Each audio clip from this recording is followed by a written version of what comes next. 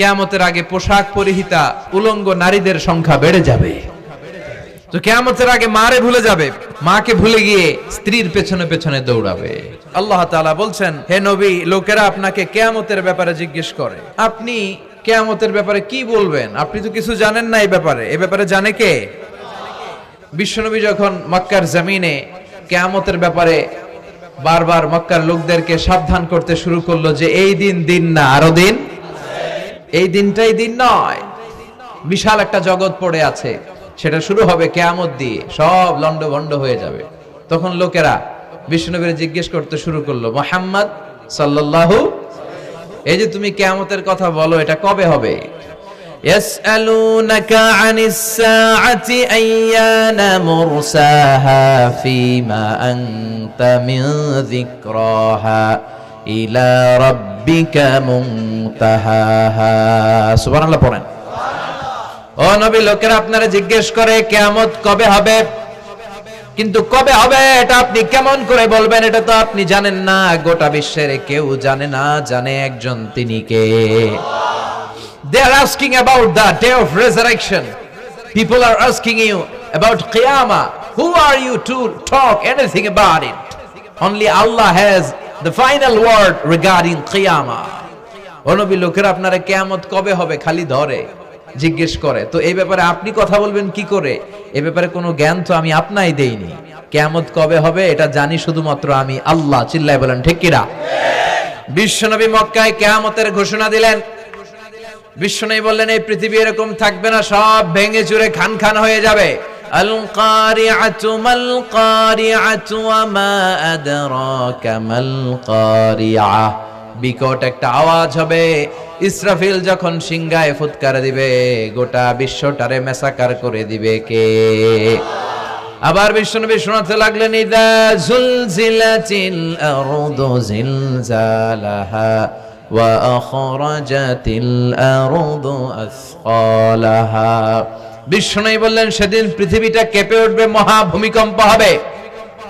জমিনের ভেতরে যা আছে, তেলের খনি, গ্যাসের খনি, স্বর্ণের খনি, সবকিছু জমিনটা বমি করে বের করে দিবে।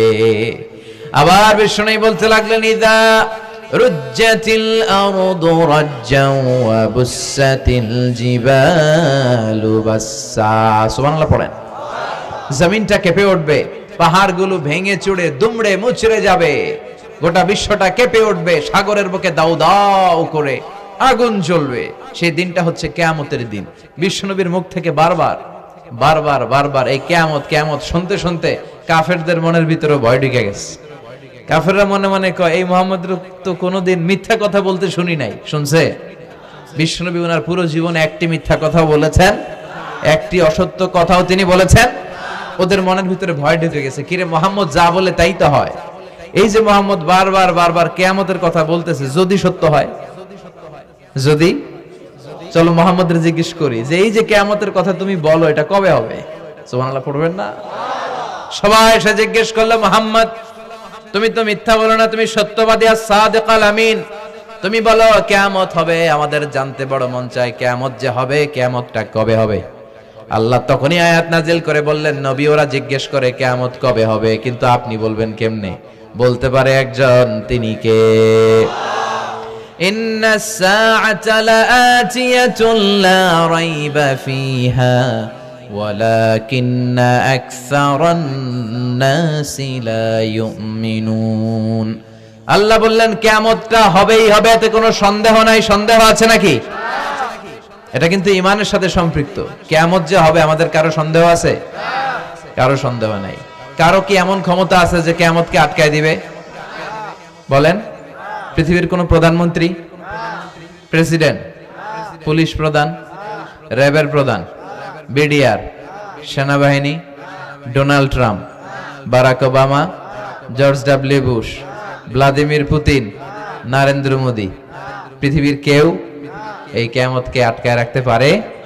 অসম্ভব। কিয়ামত হবেই, কেউ কিয়ামতকে ঠেকায় রাখতে পারবে না। এটা হবে, কিন্তু কবে হবে কেউ জানে না, একজন ছাড়া। তিনি কে? ইন্নাল্লাহা ইনদাহু ইলমুস সাআহ। আল্লাহর কাছে আছে এই কিয়ামতের জ্ঞান, কেউ এই জ্ঞান রাখে না। সাইয়েদনা জিবরাইল বিশ্বনবীকে একবার প্রশ্ন করলেন, ইয়া রাসূলুল্লাহ সাল্লাল্লাহু আলাইহি ওয়াসাল্লাম, মাতা সাআ, এই যে আপনি কিয়ামতের কথা বলেন, এই কিয়ামতটা কখন হবে? বিশ্বনবী বললেন, মাল মাসউলু আনহা বিআলামা মিনাস সাইল।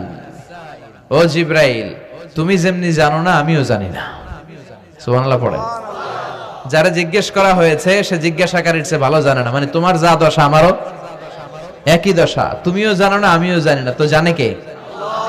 আবার এক সাহাবী বললেন, ইয়া রাসূলুল্লাহ মাতা সাআ, কিয়ামত কবে হবে? বিশ্বনবী কোন উত্তর না দিয়ে আবার সাহাবীরে প্রশ্ন করলেন, বললেন, ওয়া মাযা আ'দাতা লিস-সাআ, কিয়ামত কবে হবে জানার জন্য পাগল হলে কেন? কিয়ামতের জন্য তুমি কি প্রস্তুত করে রেখেছো? সাহাবী বলে, মা আ'দাতু লাহা শাইআন ইয়া রাসূলুল্লাহ, ইয়া রাসূলুল্লাহ আমি কিয়ামতের জন্য কিছুই প্রস্তুত করতে পারি নাই, ইল্লা আন্নী উহিব্বুল্লাহ ওয়া রাসূলুহু, তবে একটা জিনিস আছে, সেটা কি? সেটা হচ্ছে আমি আল্লাহরে আর আল্লাহর রাসূলরে বড় ভালোবাসি। বিশ্বনবী বললেন, ফা ইন্নাকা মা আমান আহবাবতা, তুমি তো ভালো জিনিসে জোগাড় করেছো, জেনে রাখো তুমি যাদেরকে ভালোবাসো কিয়ামতের দিন জান্নাতে ঢুকে কিয়ামতের পরে জান্নাতে তাদের সাথেই তুমি থাকবা। যার সাথে যার ভালোবাসা তার সাথেই তার জান্নাত। চিল্লায় বলেন ঠিক কি না? তাহলে বোঝা গেল এই কিয়ামত হবেই, এই কিয়ামতরে কেউ ঠেকায় রাখতে পারে না। আর কিয়ামত কবে হবে এটা কেউ জানেও না, এমনকি জিবরাইলও জানতেন না। সাইয়েদনা জিবরাইল, এমনকি বিশ্বনবী মুহাম্মদ রাসূলুল্লাহ সাল্লাল্লাহু আলাইহি ওয়াসাল্লামও জানতেন না, জানে শুধু একজন, তিনি কে? কিন্তু অনেকে দেখবেন ইদানিং কালে বলে ফেলে যে অমুক সালে কিয়ামত। এটা বলার ক্ষমতা আপনারে দিয়েছে কে? এটা তো মিনাল উমুর আল গায়বিয়াত, অদৃশ্যের খবর। অদৃশ্যের খবর তো কেউ জানে না, কে জানে? অদৃশ্যের খবরের ব্যাপারে কিছু বলতে চাওয়া মানে অদৃশ্যের ব্যাপারে হস্তক্ষেপ করা, এটা কুফরি। এজন্য কিয়ামত কবে হবে এক্সাক্ট টাইম এটা আল্লাহ জানেন, বিশ্বনবীও জানতেন না।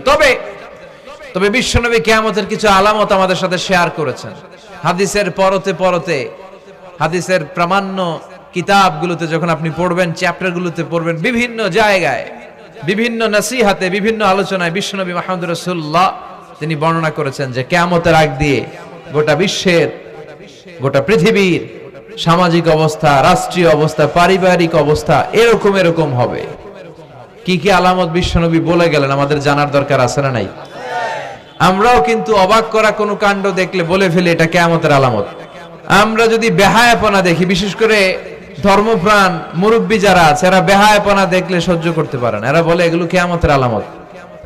আছে না নাই? কিয়ামতের আলামত। আমি এরকম দেখেছি যে একটা সন্তান মায়ের পেট থেকে ভূমিষ্ঠ হয়েছে, কিন্তু ওই সন্তানের মাথা দুইটা। তো এগুলো দেখলে আমরা কি বলি? কিয়ামতের আলামত। কিন্তু বিশ্বনবী কিয়ামতের আলামতের ব্যাপারে কি বললেন, আমাদের কি শোনালেন, জানতে মনে চায়? কথা বলেন, শুনতে মনে চায়? আসেন আজকের এই চমৎকার রজনীতে কিয়ামতের আলামতের ব্যাপারে, আলামাতুল কিয়ামা, আশরাতুস সাআ, আস-সুগরা ওয়াল কুবরা, এগুলো আমরা জানার চেষ্টা করি। আপনি বিশ্বনবীর মুখনিসৃত এই বাণীগুলো যদি শোনেন যে কিয়ামতের আলামতের ব্যাপারে বিশ্বনবী কি বলেছে, শুনলে আপনার গা শিহরিয়ে উঠবে। আপনার মনে হবে বিশ্বনবী যেন এই একবিংশ শতাব্দীর দিকে তাকিয়ে তাকিয়ে বলে গিয়েছিলেন। মনে হবে যেন বিশ্বনবী বাংলাদেশের এই পরিবেশটা দেখে দেখে বলেছেন। প্রায় প্রতিটাই আমাদের সমাজের সাথে, আমাদের দেশের সাথে, আমাদের পরিবেশের সাথে খাপ খেয়ে যায়। কিয়ামতের আলামতগুলো দুই ভাগে বিভক্ত। একটু আওয়াজ করে উত্তর দিতে হবে, কয় ভাগ? একটা ছোট আলামত আর একটা বড় আলামত। চিল্লায় বলেন একটা, আরেকটা, আবার বলেন একটা, আরেকটা। বড় আলামত মোট 10টা। কয়টা? আল্লাহর মেহেরবানি 10টার একটাও প্রকাশ পায় নাই, একটাও প্রকাশ পায় নাই।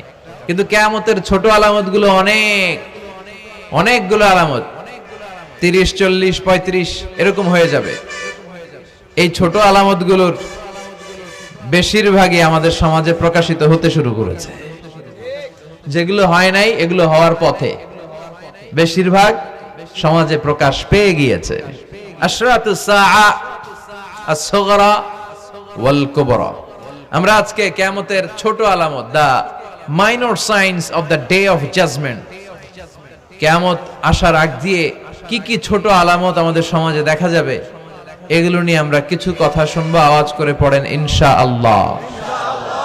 উদ্দেশ্য হচ্ছে এগুলো জেনে আমরা সচেতন হব। কি হব? আমরা আখিরাতের ব্যাপারে সচেতন হব। এবং নিজেদেরকে গড়ব এবং আমলের পরিমাণ এমন ভাবে বাড়াবো যাতে আমাদের আখিরাতটা সুন্দর হয়, ঠিক কিনা?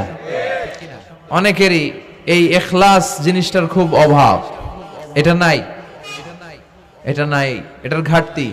আমরা আল্লাহর কাছে কামনা করি, আল্লাহ তুমি আমাদের হৃদয় ইখলাস দিয়ে পরিপূর্ণ করো। আল্লাহুম্মা রযুকনা ইখলাস, আল্লাহ তুমি আমাদেরকে ইখলাসকে রিজিক হিসেবে দাও। এই ইখলাসের নামে কোরআনে একটা সূরাও আছে না নাই? সূরার নাম কি? কুল হুয়াল্লাহু আল্লাহুস লাম ইয়ালিদ ওয়া লাম ইয়াকুল লাহু। এখানে আল্লাহ তাওহীদের কথা বলেছেন, ইখলাসের কথা বলেছেন। এজন্য আমরা যেন ইখলাসের সাথে শুনি, ইখলাসের সাথে আমল করি। আল্লাহ তুমি তৌফিক দাও। বিশ্বনবী কিয়ামতের ছোট আলামতের ব্যাপারে যা যা বললেন সেগুলো যদি আমরা ধারাবাহিকভাবে শুনতে চাই, তাহলে প্রথমেই যে আলামতটার কথা বলতে হবে সেটা হচ্ছে বিআসাতু রাসূলিল্লাহি সাল্লাল্লাহু আলাইহি ওয়াসাল্লাম। বিশ্বনবীর এই পৃথিবীতে, এই ধরাতে আগমনটাই হচ্ছে কিয়ামতের সর্বপ্রথম আলামত। সুবহানাল্লাহ কইতে পারলেন না? বিশ্বনবীর আগমন পৃথিবীতে হয়েছে কি হয় নাই? কথা বলেন। বিশ্বনবী যে আসছেন আবার চলে গেছেন, বিশ্বনবীর আগমনটা হয়ে গিয়েছে পৃথিবীতে কয় বছর চলে গেল? প্রায় 1400-1500 বছর চলে গেল, এখনো কিয়ামত হয় নাই। সুবহানাল্লাহ পড়েন। বিশ্বনবী বলতেন বুইস্তু আনা ওয়া সাআতু কাহাতাইন, আমি এবং কিয়ামত এইভাবে পিঠাপিঠি হয়ে নাজিল হয়েছি। এই আঙ্গুল থেকে এই আঙ্গুলের মাঝখানে যেমনি তেমন কোনো ব্যবধান নাই, আমি বিশ্বনবী আর কিয়ামতের মাঝখানেও তেমন কোনো ব্যবধান নাই। বিশ্বনবী সাহাবাদেরকে বুঝাতে যে প্রায় এরকম আঙ্গুল ব্যবহার করতেন, ইশারা দিতেন, আঁকা ঝোঁকা করতেন। এখন আধুনিক শিক্ষা পদ্ধতিতে এগুলো ব্যবহার হতে শুরু হয়েছে। এগুলো সব বিশ্বনবীর মেথোডোলজি। সুবহানাল্লাহ পড়বেন না? বিশ্বনবী আবার আরেক জায়গায় বলেছিলেন আনা ওয়া কাফিলুল ইয়াতীমি কাহাতাইন, আমার আঙ্গুলের দিকে দেখতেছেন? হ্যাঁ, আনা ওয়া কাফিলুল ইয়াতীমি কাহাতাইন, আমি আর ইয়াতীমের রক্ষণাবেক্ষণকারী জান্নাতে এরকম কাছাকাছি থাকবো। এই দুই আঙ্গুল যেমনি কাছাকাছি, আমি আর এতিমের রক্ষণাবেক্ষণকারী এরকম জান্নাতে থাকবো কাছাকাছি। আমরা এখন রক্ষণাবেক্ষণ করব কি? এতিমের সম্পদ লুণ্ঠনের ক্ষেত্রে আমরা 1 নাম্বার। চিল্লা এখন ঠিক কিনা? এতিমের মাথায় হাত বুলিয়ে দিলে আল্লাহ খুশি হয়ে যায়। এতিমদেরকে ভালোবাসলে আল্লাহ তারে ভালোবাসে। এতিমের জন্য দান সদকা করলে তার মর্যাদা বাড়ায় দেয় কে? আমাদের এলাকাগুলোতে এতিমখানা নাই? আমাদের সমাজে এতিম আছে না নাই? তার বাবা নাই, তার মা নাই, এতিম। আপনি তার ঘরে খাবার পৌঁছে দেন, আপনার আব্বার কবরটারে জান্নাতে টুকরা বানায় দিবে কে? ইয়াতিম মিসকিনদেরকে সহায়তা করবেন, দান সদকা ওইখানে করবেন। ওইদিকে টাকা না দিয়ে মাজারে যে টাকা দেয় এরকম লোক আছে না নাই? মাজারে টাকা দেওয়া যাবে অপ্রয়োজনে? মাজারে কেন টাকা দিবেন? ওখানে একজন লোক শুয়ে আছে, পড়ে আছে, উনার টাকা লাগবে? টাকা লাগবে আমগো জীবিত যারা আছে আমাদের। কথা কন। গরিব, দুস্থ, সুবিধা বঞ্চিত মানুষ যারা আছে তাদের টাকা লাগবে। এজন্য মাজারে যে মানত করা যাবে? মানত করতে হবে একজনের নামে। চিৎকার করে বলেন চিনি কে? অনেকে দেখবেন মাজারে যে মোমবাতি দিয়ে আসে, আগরবাতি দিয়ে আসে, হ্যাঁ, কাপড় দিয়ে আসে, ছাগল দিয়ে আসে, মুরগি দিয়ে আসে, গরু দিয়ে আসে, আছে না নাই? দেখবেন মাজারে আবার মশারিও দিয়ে রাখে, আছে না নাই? যিনি শুয়ে আছে ওনার কি মশায় কামড়ায়? তো উনি যদি মশার কামড় থেকে নিজের বাঁচাইতে না পারে, উনি আমগরে বাঁচাবে কি? কথা বলেন। আবার দেখবেন অনেক ড্রাইভার অনেক মাজারের পাশ দিয়ে যখন যায় সে গাড়ি স্লো করে ফেলে। ড্রাইভারকে জিজ্ঞেস করেন যে তুমি স্লো করলা কেন? সে বলে এখানে বাবার মাজার, বাবা অনেক গরম। গাড়ি উল্টায় দিবার পারে। কি করতে পারে? আচ্ছা, গাড়ি উল্টালে কি হয়? দুর্ঘটনা হয়, মানুষ মারা যায়। যারা মানুষ মারে এরা কি বাবা নাকি ডাকাত? তো এ কেমন আল্লাহর ওলি, সে মানুষ মেরে ফেলে। আপনি একটু আকল খাটালে আপনি বুঝতে পারবেন যে এগুলোর সাথে ইসলামের কোনো সম্পর্ক নাই। ইসলাম শিখায় চাইতে হবে একজনের কাছে। ইদা সাআলতা ফাসআলিল্লাহ, ফরিয়াদ করবা তো কার কাছে করব? চাইতে হবে কার কাছে? ছেলে চান কে দিবে? মেয়ে চান কে দিবে? ছেলে মেয়ে দুইটা চান কে দিবে? ব্যবসায় সফল হতে চান কে দিবে? জান্নাতি হতে চান কে দিবে? আল্লাহ ছাড়া কেউ কিছু দিতে পারে? বিশ্বনবী মুহাম্মদ রাসূলুল্লাহ সাল্লাল্লাহু আলাইহি সাল্লাম কি আমাদের কিছু দিতে পারে? না। এজন্য ওনার কবরে যেও চাওয়া যায় না, ওনারে সালাম দেওয়া যায়। ওখানে যে বিশ্বনবীকে সালাতু সালাম পাঠানো যায়, কিন্তু বিশ্বনবীরে বলা যায় না, ইয়া রাসূলুল্লাহ আমার একটা মেয়ে দেন, আমার একটা ছেলে দেন, ইয়া রাসূলুল্লাহ আমার নির্বাচনে পাশ করাইয়া দেন। এখন নির্বাচন আসছে নতুন না, প্রায় দেখি অ্যানাউন্সমেন্ট চলতেছে কাউন্সিলর নির্বাচন। তো বিশ্বনবীর কবরের সামনে দাঁড়িয়েও চাওয়া যায় না। তো বিশ্বনবীর কবরের সামনে দাঁড়িয়ে কিছু চাইলে সৌদি পুলিশ হাতের মধ্যে লাঠি দিয়ে বাড়ি মারে, দাঁড়াতেই দেয় না। যে এখানে কি চাও তুমি, সামনে কেবলা, কেবলামুখী হও। এই বিশ্বনবী যার কাছে যাইতেন তার কাছে যাও, তিনি ছাড়া কিচ্ছু করার ক্ষমতা গোটা বিশ্বে কারো নাই। আল্লাহর ধনভাণ্ডার কত বিশাল, তিনি আমাদের সবাইকে যদি জান্নাতুল ফেরদাউস দিয়ে দেয়, ওনার জান্নাতের মধ্যে ঠেলাঠেলি হবে তো না? কথা কন। বিশ্বনবী 8টা জান্নাতের যে স্টেজ, এই 8টার সবগুলাই থাকবে না, উনি থাকবে জান্নাতুল ফেরদাউস। নবী থাকবে একটাই, আমরা আরেকটাই। এটা সম্ভব? অন্য কোন জান্নাত দিয়ে আমাদের বুঝ দেওয়া যাবে? আমরা আল্লাহর কাছে বলবো, আল্লাহ আমগো নবী যেদিকে, আমরা থাকবো বিশ্বনবী থাকবে জান্নাতুল ফেরদাউস, আমরাও থাকবো ফেরদাউসে ইনশাআল্লাহ। পড়েন, এত বিশাল জান্নাত, কোনো ধাক্কা ধাক্কি নাই। জান্নাতের এক একটা দরজা চিনেন তো না? বিশ্বনবী যখন জান্নাতের দরজার বর্ণনা দিচ্ছেন, বিশ্বনবী বলছেন ইন্নাল মিসরাআইন মিন মাসারি'আল জান্নাহ মা বাইনা মাক্কাতা ওয়া হাজার। ও সাহাবারা, জান্নাতের দরজাগুলো কত বড়, শোনো শোনো। বিশ্বনবী বললেন সৌদি আরবের মক্কা শহর থেকে বাহরাইনের হাজার শহর যত লম্বা, জান্নাতের এক একটা দরজা তত লম্বা। তার মানে এক এক ধাক্কায় কয়েকশো কোটি লোক জান্নাতে ঢুকে যাবে। তো ওই জান্নাতে আমরা সবাই যদি ফেরদাউসে থাকি, আল্লাহর কোনো ঘাটতি আছে? ওই আল্লাহরে থইয়া মাজারে যায়, ওই আল্লাহরে না ডেকে বাবারে ডাকে, ওই আল্লাহর কাছে না যেয়ে মাজারে যে লাল সালু দিয়ে আসে। দেখবেন যে লোকটা মাজারে মশারি দেয়, ওর বাবের ডেঙ্গু রোগ, ওর মারে মশাই কামড়ায়, ওর বাবারে মশাই কামড়ায়। বাপ মার কাছে যায় না। বাপ মা যে কত বড় পীর সাহেব, গোটা বিশ্বের পীর সাহেবরা যদি একটা দোয়া করে আর বাবা মা যদি আরেক পাশে দোয়া করে, বাবা মার দোয়া আগে আগে কবুল হয়ে যাবে। এজন্য চাইতে হবে একজনের কাছে, তিনি কে? বিশ্বনবী যখন বুঝাতেন, মাঝে মাঝে হাতের ইশারায় বুঝাতেন। সুবহানাল্লাহ পড়েন। বিশ্বনবী যখন বুঝাতেন, মাঝে মাঝে প্রশ্ন করে বুঝাতেন, মাঝে মাঝে প্রশ্ন করে বুঝাতেন। He use to throw question to the audience. শ্রোতাদেরকে প্রশ্ন ছুড়ে দিতেন। প্রশ্ন ছুড়ে দিলে কি লাভ জানেন? শ্রোতারা ভাবতে শুরু করে উত্তরটা কি। যখন উত্তরটা করতে পারে না, তখন বিশ্বনবী উত্তর বলে দিতেন। যখন উত্তর করতে যে ঠেকে যায় একটা ঠেকা ঠেকা ভাব, তখন যখন উত্তরটা জানা হয়, ওই উত্তর আর ভোলা হয় না। কথা বলেন।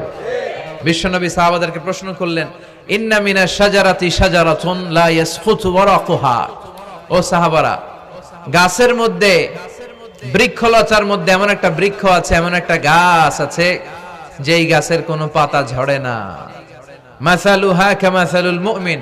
ওই গাছের দৃষ্টান্ত মুমিনের দৃষ্টান্তের মতো। বলো তো, হাদ্দিসুনি মা হিয়া, দেখি তোমরা পারো কিনা ওই গাছটা কি? কেউ পারে না। কেউ বলে ওই গাছ, কেউ বলে মরুভূমির ওই ক্যাকটাস গাছ, কেউ বলে ওই গুলমলতা, কেউ বলে ওইটা, কেউ বলতে পারে না। বিষ্ণু বললেন কারোটা হয়নি। ইন্নাহা নাখলা, এটা হলো খেজুর গাছ। সাহাবারা ভাবসারে খেজুর গাছ তো প্রত্যেক ঘরের পিছনে পিছনে, এটা ধরছে নাকি? ধরলে তো কঠিনটাই ধরবে। এজন্য সাহাবাদের প্রত্যেক বাড়ির পাশে খেজুর গাছ। ওইদিকে মন যায় না, মন গেছে দূরে, দেখি তো কোন গাছ, খুঁজে পায় না। সুবহানাল্লাহ পড়েন। এই যে বিশ্বনবীর শিখানোর পদ্ধতি, education system, how to teach the children, আপনি ছাত্রদেরকে কিভাবে পড়াবেন, এটা বিশ্বনবী হাতে কলমে আমাদেরকে শিখিয়ে গিয়েছে। ওই মজলিসে আব্দুল্লাহ ইবনে ওমর রাদিয়াল্লাহু আনহু আর ওনার বাবা ওমরে ফারুক দুইজনই উপস্থিত ছিলেন। বাড়িতে যাওয়ার পরে ছোট্ট আব্দুল্লাহ ইবনে ওমর সাইয়েদনা ওমরে ফারুককে বলেন, আব্বা, বিশ্বনবী যে আজকে প্রশ্নটা করছিল, আমি কিন্তু উত্তর জানতাম। সুবহানাল্লাহ কইবেন না? ওমরে ফারুক বললেন, বলো কি, তুমি জানতা যেটা খেজুর গাছ? আব্দুল্লাহ ইবনে ওমর বলে, না আমি আবি, হ্যাঁ আমি জানতাম। তো বললা না কেন? তুমি যদি আজকে উত্তর দিতে পারতা, তাহলে আরবরা লাল কপালের উট পেলে অনেক খুশি হয়ে যায়। তিনি বললেন, লাল চাঁদওয়ালা উট পেলে মানুষ যেরকম খুশি হয়, আজকে তো আমি অত খুশি হইতাম, বিশ্বনবীর সামনে আমার বুকটা এত বড় হয়ে যেত যে আমার ছেলে উত্তর করতে পেরেছে। আব্দুল্লাহ ইবনে ওমর বললেন, আপনি আমার আব্বা, আশেপাশে চাচারা কেউ পারে না, আমি কেমনে কই? সুবহানাল্লাহ কইবেন না? দেখেন বিশ্বনবীর শিখানোর কত চমৎকার পদ্ধতি। তো সে পদ্ধতির অংশ হিসেবে বিশ্বনবী এরকম আঙ্গুল দিয়ে ইঙ্গিত করতেন আর বলতেন, আনা ওয়া কাফিলুল ইয়াতীমি কাহাতাইন, আমি এবং ইয়াতীমের যত্ন যারা করে তারা জান্নাতে একসাথে এইভাবে থাকবো। আবার কিয়ামতের বর্ণনা দিতে যে বিশ্বনবী বললেন, আনা ওয়া সাআতু কাহাতাইন, আমি আর কিয়ামত এরকম পিঠাপিঠি, আমার আর এই দুইটা আঙ্গুলের মাঝখানে যেমনি তেমন ব্যবধান নাই, আমি আর কিয়ামতের মাঝখানেও তেমন ব্যবধান নাই। চিল্লায় পড়েন আল্লাহু আকবার। তাহলে বিশ্বনবীর ঘোষণা অনুযায়ী কিয়ামতের প্রথম আলামত হচ্ছে বিশ্বনবীর স্বয়ং আগমন। এটা হয়েছে কি হয় নাই? এরা হতে হেলে দুলে নুরানি তনু কে আসে হায়, সারা দুনিয়ার হেরে মেরে পর্দা খুলে খুলে চায়, সে যে আমার কামলিওয়ালা কামলিওয়ালা, তার ভাবে বিভোল রাঙা পায়ের তলে, পর্বত জঙ্গল টল মল টলে, খুরমা খেজুর বাদাম জাফরানি ফুল ঝরে ঝরে যায়, সে যে আমার কামলিওয়ালা কামলিওয়ালা। সুবহানাল্লাহ পড়েন। এই কামলিওয়ালা নবীর আগমনটাই কিয়ামতের প্রথম আলামত। তাহলে প্রথম আলামত আমরা পাইছি কি পাই নাই? পেয়ে গেলাম। এরপরে বিষ্ণু বলেছেন, যুহুর কাসরাতিল ফিতান বিআনওয়াইহা, কিয়ামতের আগ দিয়ে সমাজে ফিতনা ফাসাদ বেড়ে যাবে। পারিবারিক ফিতনা আমাদের আছে না নাই? সামাজিক ফিতনা, একটু আওয়াজ করে উত্তর দিবেন। রাষ্ট্রীয় ফিতনা, নারী ঘটিত ফিতনা, খালি ফিতনা আর ফিতনা। আপনি যেদিকে তাকাবেন ওইদিকেই ফিতনা। আপনি চাইলেও আপনার ঈমান বাঁচাতে পারছেন না। আমরা চাই আমার চোখটা হেফাজত করব, পারছি না। ইউটিউবে ঢুকলাম, জাকির নায়েকের লেকচার শুনবো। ইউটিউবে ঢুকলাম, শায়েখ সুদাইসের তেলাওয়াত শুনবো। ওদিকে তেলাওয়াতও বাজে আর নিচে সাজেস্টেড ল্যাংটা ভিডিও আছে না নাই? কই যাব আমরা? কিভাবে বাঁচাবো আমাদের চোখ? বায়ে অশ্লীলতা দেখে ডানে তাকায়, দেখি ওদিকে অশ্লীলতা, আবার বায়ে তাকায়, ওখানে অশ্লীলতা, সামনে তাকাই অশ্লীলতা, আবার পেছনে তাকাই অশ্লীলতা, নিচে তাকাই অশ্লীলতা, উপরে তাকাই ওদিকে অশ্লীলতা। আমরা যাব কই? আন-নাযার সাহমুন মাসমুম মিন সিহাম ইবলিস। এই দৃষ্টি শয়তানের বিষ মাখানো তীরবানের মধ্য থেকে ভয়ঙ্কর তীর। এই তীর দিয়ে শয়তান যুবক যুবতীদেরকে কাবু করে ফেলে। একটা যুবক যুবতীর মধ্যে প্রথমে আই কন্টাক্ট হয়। কি হয়? প্রথমে আই কন্টাক্ট, চোখে চোখে একটা ভাব বিনিময় হয়। হ্যাঁ, এরপরে এসএমএস এর আদান প্রদান হয়। কথা বলেন। এরপরে ডেটিং হয়। ডেটিং কি হয়? এরপর হয় গার্লফ্রেন্ড বয়ফ্রেন্ড। আছে না নাই? এগুলো ভুইঘরে নাই। ভুইঘরের ছেলেপেলেরা আল্লাহওয়ালা। হ্যাঁ, কি ভয়ঙ্কর অবস্থা। আমরা ছোটবেলায় এই সমস্ত গার্লফ্রেন্ড বয়ফ্রেন্ড কি বুঝতামই না। এখন ক্লাস 5 থেকে শুরু, ক্লাসে যারা যারা আছে ভাগাভাগি হয়ে যায় কোনটা কার। আছে না নাই? কয় এইটা আমার, মানে আমার ফ্রেন্ড, এটা আমার এই কি ফ্রেন্ড, গার্লফ্রেন্ড, এটা আমার গার্লফ্রেন্ড, তো এটা তোর গার্লফ্রেন্ড। আছে না নাই? আবার এটারে সংক্ষেপ করছে, কয় জিএফ। কি কয়? তোমাদের এগুলা নাই তো? হ্যাঁ আছে, অর্ধেক কয় আছে, অর্ধেক কয় নাই। খুব চালাকেরা। প্রিয় ভাইয়েরা, এগুলো আমাদের সংস্কৃতি নয়। বিবাহ বহির্ভূত যে কোনো ধরনের নারী পুরুষের সম্পর্ককে হারাম করেছে কে? আসুন আমরা বিয়েটাকে সহজ করি, আর্লি ম্যারেজ ক্যাম্পেইন করি। আর কত বলবো? যতদিন বেঁচে থাকি বলবো, বিয়েটারে সহজ করে দেন। ছেলের বাবা যারা আছেন, মেয়ের বাবা যারা আছেন, বিয়েটা সহজ করে দেন। তা না হলে এই যে 14ই ফেব্রুয়ারি গুলো যায়, আছে না নাই? কি নাম? কি? বিশ্ব বেহায়া। আহা, এগুলো আগে ছিল না। এগুলো সব কিয়ামতের আলামত। চিল্লা এখন ঠিক কিনা? এই দিবসগুলোতে আপনার উঠতি বয়সের তরুণী মেয়ে, আপনার ছেলে যে পাপগুলো করে বিয়ে না করার কারণে, এই পাপগুলোর একটা পার্সেন্টেজ গুনাহ আপনার আমলনামায় আছে না নাই? এজন্য খবরদার, বাবা মা যারা আছেন, ছেলে মেয়েদেরকে সময় মতো বিয়ে করিয়ে দেন। আমাদের দেশে বিয়ে অনেক সময় অনেক দেরি হয়ে যায়, বিশেষ করে ছেলেদের দেরি হয়ে যায়। বলে তুই নিজের পায়ে দাঁড়া। তো এতদিন ও কার পায়ে দাঁড়াইছে? ও তো নিজের পায়ে দাঁড়িয়েছে, একটু সহযোগিতা করেন না আপনি। বিয়েটা সহজ করে দেন, বিয়ের চেয়ে ভালো কাজ পৃথিবীতে নাই। হ্যাঁ, ইয়াং পোলাপানরা অনেক খুশি হয়ে গেছে। হ্যাঁ, বিয়ে করবে তোমরা, বিয়ে বহির্ভূত জিএফ বিএফ এর দরকার আমাদের নাই। চিল্লায় বলেন ঠিক কিনা? ইসলামের ইমেজকে, আমাদের মোরালিটি, আমাদের এথিক্যাল স্ট্যান্ডিং পয়েন্ট যেখানেই নষ্ট হবে ওগুলোর বিরুদ্ধে আমাদেরকে সোচ্চার হতে হবে। এই নৈতিকতার অবক্ষয় হতে হতে এমন পর্যায়ে ঠেকেছে বাংলাদেশটা এখন জাহান্নামের টুকরা হয়ে গিয়েছে। এখন মেডিকেলের ডাস্টবিনে ছোট্ট ছোট্ট নবজাতক বাচ্চার লাশ পাওয়া যায়। এগুলো সব 14ই ফেব্রুয়ারি পালনের ফসল। এগুলোর সাথে মুসলমানদের কোনো সম্পর্ক থাকতে পারে না। এগুলো ইসলামের সাথে কোনো সম্পর্ক নাই। এগুলো হচ্ছে পাশ্চাত্য থেকে আমদানি করা, পার্শ্ববর্তী দেশ ভারত থেকে আমদানি করা। আমাদেরকে যে ইসলামের সুশীতল বাণী বিশ্বনবী শিখিয়েছেন, আমাদের জানিয়েছেন, দ্যাটস এনাফ ফর আস, এটাই আমাদের জন্য যথেষ্ট। এজন্য এই যুগটা হচ্ছে, বিশ্বনবী বললেন, ফিতনার যুগ। আখিরি জামানায় জ্বলন্ত আগুনের কয়লা নিয়ে হাতে রাখাটা সহজ হয়ে যাবে, কিন্তু ঈমান নিয়ে টিকে থাকা কঠিন হয়ে যাবে। আপনি চাইলেও ভালো থাকতে পারবেন না, আপনি হকের কথা চাইলেও বলতে পারবেন না। ঝুঁকি আছে না নাই? গুম আছে না নাই? ক্রস ফায়ার আছে না নাই? কিন্তু এই হকের রাস্তা আমরা ছাড়বো না। বিশ্বনবী বললেন ফিতনা বেড়ে যাবে। আপনি হক হালাল মেনটেন করতে চান কিন্তু পারবেন না। আপনি ঘুষ খাবেন না, কি হবে? টেবিলের নিচ দিয়া ঘুষ, উপর দিয়া ঘুষ, সব জায়গায় ঘুষ। আপনার পাশে যে চাকরি করে সে খায় ঘুষ, ও খায় ঘুষ, নিচের কর্মচারী খায় ঘুষ, উপরের বসও খায় ঘুষ। কথা বলেন, আপনি চাইলেও পারছেন না। এজন্য বিশ্বনবী সবসময় দোয়া করতেন, আল্লাহ ফিতনা থেকে আমাদেরকে বাঁচাও। বিশ্বনবী পড়তেন, আল্লাহুম্মা ইন্না নাউযু বিকা মিনাল ফিতান মা যাহারা মিনহা মা বাচান। হে আল্লাহ, প্রকাশ্য অপ্রকাশ্য সব ফিতনা থেকে তুমি আমাদেরকে বাঁচাও। চিল্লায় পড়েন আমিন। আওয়াজ করে আমার সাথে পড়েন, আল্লাহুম্মা ইন্না নাউযু বিকা মিনাল ফিতান মা যাহারা মিনহা ওয়া মা বাতান। এর মানে হচ্ছে, হে আল্লাহ, প্রকাশ্য অপ্রকাশ্য, দেখা যায় দেখা যায় না, এরকম সব ফিতনা থেকে তুমি আমাদেরকে বাঁচাও।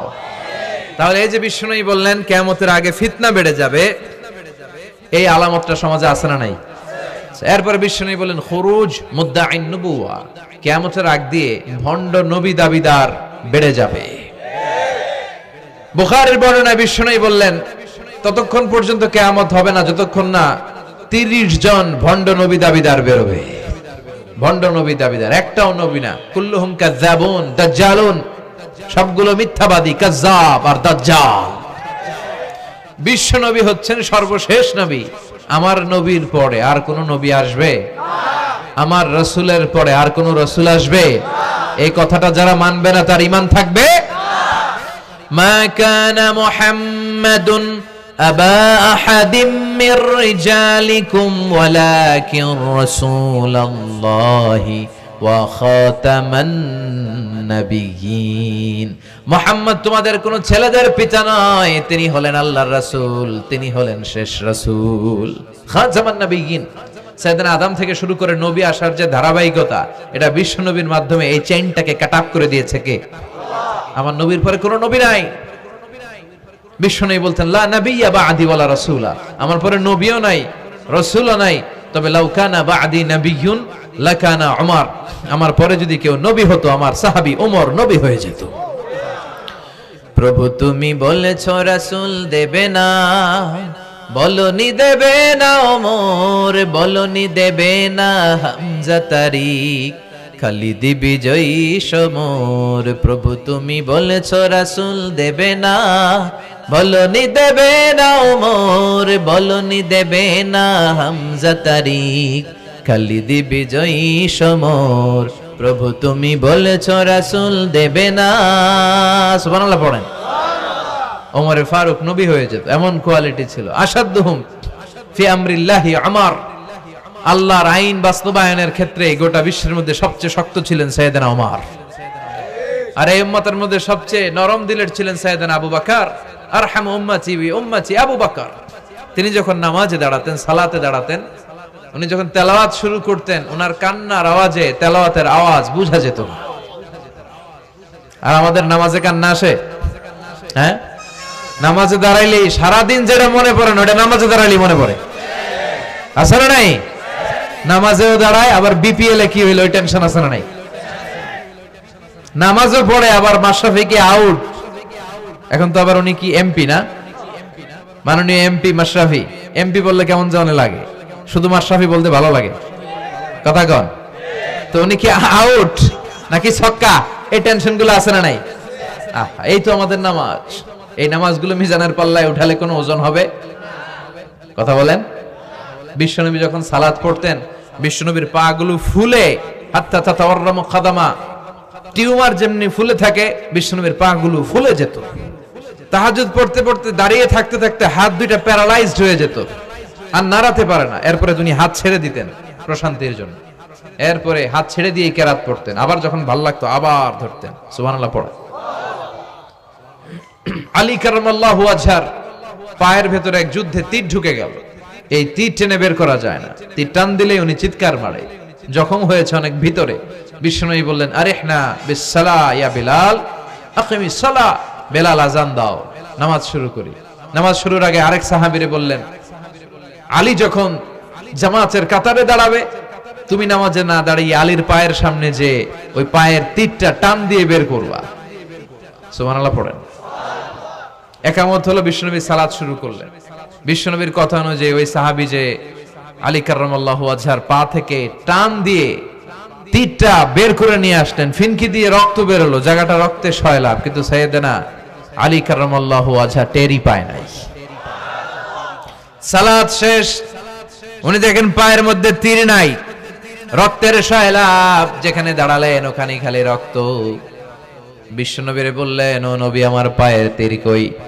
বিশ্বনবী বললেন, আলী রে, আমি জানি তুমি যখন যায় নামাজে নামাজের জন্য দাঁড়িয়ে যাও, দিন দুনিয়ার হুঁশ তোমার থাকে না, তোমার হৃদয়টা এখানে থাকে না, দেহটা এখানে থাকে, হৃদয়টা চলে যায় আল্লাহর আরশের উপরে। সাহাবারা যখন মরুভূমিতে নামাজ পড়তেন, মরুভূমির পাখিগুলো এসে সাহাবাদের মাথার উপরে বসে যেত। পাখিগুলো মনে করতো এগুলো মরুভূমির খেজুর গাছটা হবে। কি হবে? কারণ নড়ে চড়ে না তো, আমাদের মতো এরকম দাড়ি চুলকা না, এরকম জামা ঠিক করে না, দাঁড়াইছে তো দাঁড়াইছেই। সুবহানাল্লাহ পড়েন। তো ইবাদতে এরকম আন্তরিকতা, একাগ্রতা দরকার আছে না নাই? বিশ্বনবীর পরে কোন নবী হবে না, কিন্তু বিশ্বনবী বললেন কিয়ামতের আগে এরকম অনেক ভণ্ড নবী দাবিদার বের হবে। বিশ্বনবীর সময়কালেই এক ভণ্ড নবী দাবিদার বের হয়েছিল, ওর নাম হচ্ছে মুসাইলামাতুল কাযযাব। এসে বলে, মুহাম্মদ আন-নবুওয়া নিসফুন লাকা ওয়া নিসফুন লি, তুমি একা নবী নও, নবুয়ত অর্ধেক তোমার অর্ধেক আমার, আমারটা আমারে বুঝায় দাও। বিশ্বনবী বললেন, তোরে বুঝায় দেব? আনতা লাস্তা মুসাইলামা ফাকাত, আনতা মুসাইলামাতুল কাযযাব, আজ থেকে তুই শুধু মুসাইলামা না, তুই ভণ্ড মুসাইলামা, তুই মিথ্যাবাদী মুসাইলামা। বিশ্বনবীর পরে এরকম আলজেরিয়াতে অনেক ভণ্ড নবী দাবিদার বের হয়েছে। এই যে ভারতবর্ষের ইন্ডিয়া পাকিস্তান, এখানে পাঞ্জাব একটা এলাকা আছে, নাম শুনছেন? গোলাম মির্জা গোলাম আহমদ কাদিয়ানি, এই বেয়াদবটাও নবুয়ত দাবি করেছে। নাউজুবিল্লাহ পড়তে পারলেন না? সে প্রথমে দাবি করছে আমি শেষ নবী, এরপরে সে দাবি করছে আমি ইমাম মাহাদি, এরপর সে দাবি করছে আমি ঈসা আল মাসিহ। এই ভণ্ডটার অনুসারী বাংলার জমিনে আছে না নাই? এদেরকে রাষ্ট্রীয়ভাবে কাফের হিসেবে আখ্যা দেওয়ার দরকার আছে না নাই? এত আন্দোলন হয়, এত কথা হয়, কিন্তু সরকারের টনক নড়ে না। এদেরকে রাষ্ট্রীয়ভাবে কাফের হিসেবে ঘোষণা দিতে হবে, সার্কুলার জারি করে চিল্লায় বলেন ঠিক কিনা? এরা মুসলমান নয়। কারণ আপনি শুধু লা ইলাহা মানলেই মুসলমান হতে পারবেন না, মুমিন হতে পারবেন না। বিশ্বনবীর উপর সাক্ষী দেওয়ার দরকার আছে না নাই? বিশ্বনবী শেষ নবী, ওনার পরে কোনো নবীও আসবে না, কোনো রাসূলও আসবে না, চিল্লায় বলেন ঠিক কিনা? এই বেয়াদবটা পায়খানা করতে যায় টাঙ্কি ভাঙ্গা গুয়ের টাঙ্কিতে পয়রা মরছে। শত শত বছরের ময়লা পায়খানাটার মধ্যে জমা, গু খাইতে খাইতে পেটটা হইছে এত বড়, আর পারে না। আল্লাহকে খা, জনমের খাওয়া। নবীরা যেখানে মারা যায়, নবীরা নিজে পবিত্র, যেখানে মরে ওই জায়গাটাও, কিন্তু বেয়াদবটা কই মরছে? বাথরুমের টাঙ্কির ভিতরে। তো মেথর নিয়ে আসা হয়েছে, মেথর ভাইরা এসে রশি দিয়ে ওটার উঠায়।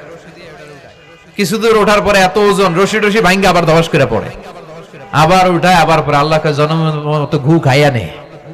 বিষ্ণুবীর সাথে বেয়াদবি করেছিস, তোর ইজ্জতের 12টা আমি বাজায় দিলাম। চিল্লায় এখন ঠিক কিনা? যারাই বিষ্ণুবীর সম্মান নিয়ে ঝিনিমিনি খেলেছে তাদের রেহাই দুনিয়াতেও নাই, আখেরাতেও নাই। এই মুসাইলামা দুনিয়াতেই অপমানিত হয়েছিল। সে বিশ্বনবীকে নকল করত, কপি করত, বেয়াদবি করত, স্পর্ধা দেখাতো। বিশ্বনবী কোন গাছের মধ্যে হাত লাগালে ওই গাছের ফলন বেড়ে যেত। সে বলতো আমি নবী, তার এলাকার লোকেরা বলে তাহলে বিশ্বনবী মুহাম্মদের মতো তুমি আমাদের এলাকার গাছে হাত লাগাও। সে কোন গাছে হাত লাগাইলে ওই গাছের সব ফল মরে যেত। বিশ্বনবী কোন লোনা পানির কুয়ার ভেতরে অজু করে কুলির পানি ফেললে ওই লোনা পানির কুয়া মিঠা পানির কুয়াতে পরিণত হতো। আর এই বদমাসটা যদি মিঠা পানির কোন কুয়ার মধ্যে কুলি ফেলাইতো, ওইটা লোনা পানির কুয়া হয়ে যেত। বিশ্বনবী মদিনাতে আসার পরে মদিনার নিউ বর্ন বেবিদেরকে বিশ্বনবীর কাছে নিয়ে আসা হতো। বিশ্বনবী তাদেরকে তাহনিক করাতেন। তাহনিক মানে খেজুর হালকা একটু খেয়ে বিশ্বনবী লালা লাগিয়ে বিশ্বনবী লালা মোবারকটাই বাচ্চার ঠোঁটের মধ্যে বিশ্বনবী লাগিয়ে দিতেন। এখন বিশ্বনবী নাই, আলেমদের কাছে যাবেন, খতিব এলাকার বড় খতিব হুজুরের কাছে যাবেন, হাফেজ সাহেব হুজুরের কাছে যাবেন। হুজুর মধু খেয়ে বাচ্চার মুখে লাগাই দিবে। উনি যে সবসময় কোরআন পড়েন, ওনার সিনাতে যে কোরআন, ওইটার বরকত আছে না নাই? বিশ্বনবী তাহনিক করতেন, খেজুর খেয়ে ওই লালা মিশ্রিত খেজুর বাচ্চার মুখে লাগিয়ে দিতেন আর বাচ্চার মাথায় হাত বুলিয়ে দিতেন। বিশ্বনবীর হাত মদিনার যে সমস্ত নবজাতক বাচ্চাদের মাথায় লেগেছে, বাচ্চাদের মাথার চুল বড় করে দিয়েছে কে? সেও বিশ্বনবীর মতো অ্যাক্টিং করত। তার কাছে নবজাতক বাচ্চা নিলে সেও তাহনিক করত। তাহনিক করার সাথে সাথে বাচ্চা বমি শুরু করে দিত। আর মাথায় হাত লাগায় দিলে মাথার চুল বাড়াতো, বড় কথা, আজীবনে বাচ্চাগুলো টাক মাথা থাকতো। তার মানে বেয়াদবির পরিণাম, অপমান দুনিয়া থেকেই শুরু হয়ে যায়। তো বিশ্বনবী বললেন এই ভণ্ডদের আবির্ভাব শুরু হবে। আমাদের এই সমাজে ভণ্ড আছে না নাই? দুদেল বান্দা কালমা চোর, না পায় শ্মশান না পায় ঘোর, দিন থাকিতে আয়রে পথে ছাইড়া দে ভণ্ডামি, ভণ্ডামি ভণ্ডামি ভণ্ডামি, ছাইড়া দে ভণ্ডামি। নামাজ কালাম পড়ে না, ইবলিস শয়তানের নানা। আছে না এরকম? ইসলামের লেবাস লাগায়, দাড়ি রাখে, চুল বড় রাখে, জট পাকায় রাখে, রোজা নাই, নামাজ নাই, পরিচ্ছন্নতা নাই, আতর নাই, গোসল নাই। আছে না নাই? এরকম ভণ্ড পীর আছে না নাই?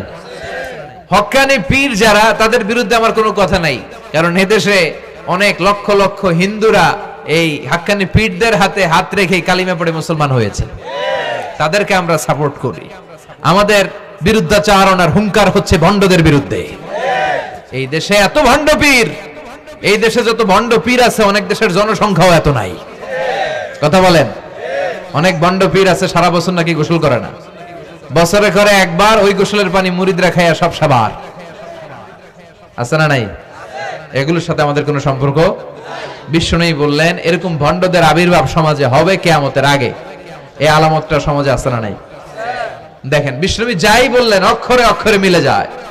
এরপরে বিশ্বনবী ফরমান কাসরাতুল হারাজ, কিয়ামতের আগে হারাজ বেড়ে যাবে। সাহাবারা বললেন ওমাল হারাজ ইয়া রাসূলুল্লাহ, হে নবী হারাজ কি? বিশ্বনবী বললেন হাদা হুয়াল হারাজ, মারামারি, কোপাকুপি, যুদ্ধ। আছে না নাই? আমরা কি যুদ্ধ চাই? যুদ্ধ নয় আরে যুদ্ধ নয়, নয় আর কোন তাজালা, সেই পৃথিবী আমাদের সকল মানুষের হোক নিরাপদ আবাস, সেই পৃথিবী আমাদের সকল মানুষের হোক নিরাপদ আবাস। We don't want to see any war in the whole world. We don't want to see any war in the whole world. ঠিক কি না? আমরা কোনো যুদ্ধ দেখতে চাই না, মারামারি দেখতে চাই না, অন্যায় হত্যাকাণ্ড বিচার বহির্ভূত কোন হত্যাকাণ্ড আমরা এদেশে দেখতে চাই না। বিশ্বনবী বললেন কিয়ামতের আগে এগুলো বেড়ে যাবে। বিশ্বনবী বললেন যে হত্যা করবে সে জানবে না কেন আমি হত্যা করলাম। এরকম হত্যা দেশে আছে না নাই? উপরের নির্দেশ, উপরের টেলিফোন, শুট করো, পোশাকি বাহিনী পিস্তল আছে, শুট করে দিল, কিন্তু কেন সে মারলো ওই সৈনিক জানে না। এরকম আছে না নাই? আবার যে নিহত হইল সেও জেনে মরতে পারলো না যে আমি কেন মরলাম। কথা কন? আহা, এই বাংলার বিভিন্ন নদীতে, মাঠে ঘাটে হাত বাঁধা, পা বাঁধা, চোখ বাঁধা, বস্তাবন্দি করা লাশ পাওয়া যায় কি যায় না? এই দুনিয়ায় তারা বিচার পায় নাই, কিন্তু এগুলোর বিচার আছে না নাই? এগুলোর বিচার যদি না থাকতো, the worldly life will be a joke. এই পৃথিবীটা একটা জোকিং হইতো, জোকিং। জোক করার জন্য আল্লাহ পৃথিবী বানায় না। যেগুলোর বিচার এই জমিনে আমরা পাই নাই, সেগুলোর বিচার আখিরাতে হবে। সেদিন হবে আসল বিচার, সেদিন হবে ফাইনাল খেলা। সেদিন হবে কি খেলা? বিশ্বাস হয়? অপেক্ষা আছে না নাই? সবগুলোর বিচার হবে ইনশাআল্লাহ। পড়েন। আপনার জমি মেরে খাইছে, দুনিয়ায় বিচার পান নাই, আহকামুল হাকিমিনের বিচার আছে না নাই? আপনাকে অন্যায় ভাবে আঘাত করেছে, দুনিয়ার বুকে বিচার পান নাই, আখিরাতে বিচার আছে না নাই? বিশ্বনবী বললেন এই মারামারিটা বেড়ে যাবে কিয়ামতের আগে। এখন দেখেন খালি মারামারি, কোপাকুপি। 2 টাকার টেম্পু ভাড়া লইয়া একজন একজনের মেরে ফেলাইছে। কয় টাকার? নাউজুবিল্লাহ পড়বেন না? আল্লাহ এই ফিতনা থেকে তুমি আমাদের বাঁচাও। এরপর বিশ্বনবী বললেন দিয়াউল আমানা, কিয়ামতের আগ দিয়ে আমানতের খেয়ানত হবে। এটা আমাদের সমাজে আছে না নাই? বিশ্বনবী বললেন কিয়ামতের আগ দিয়ে আমানতের খেয়ানত হতে থাকবে। ইদা দুইয়াতিল আমানাতু ফান্তাযিরিস সাআ। সাহাবারা প্রশ্ন ছুড়ে দিলেন, ইয়া রাসূলুল্লাহ মাতা সাআ, কখন কিয়ামত হবে?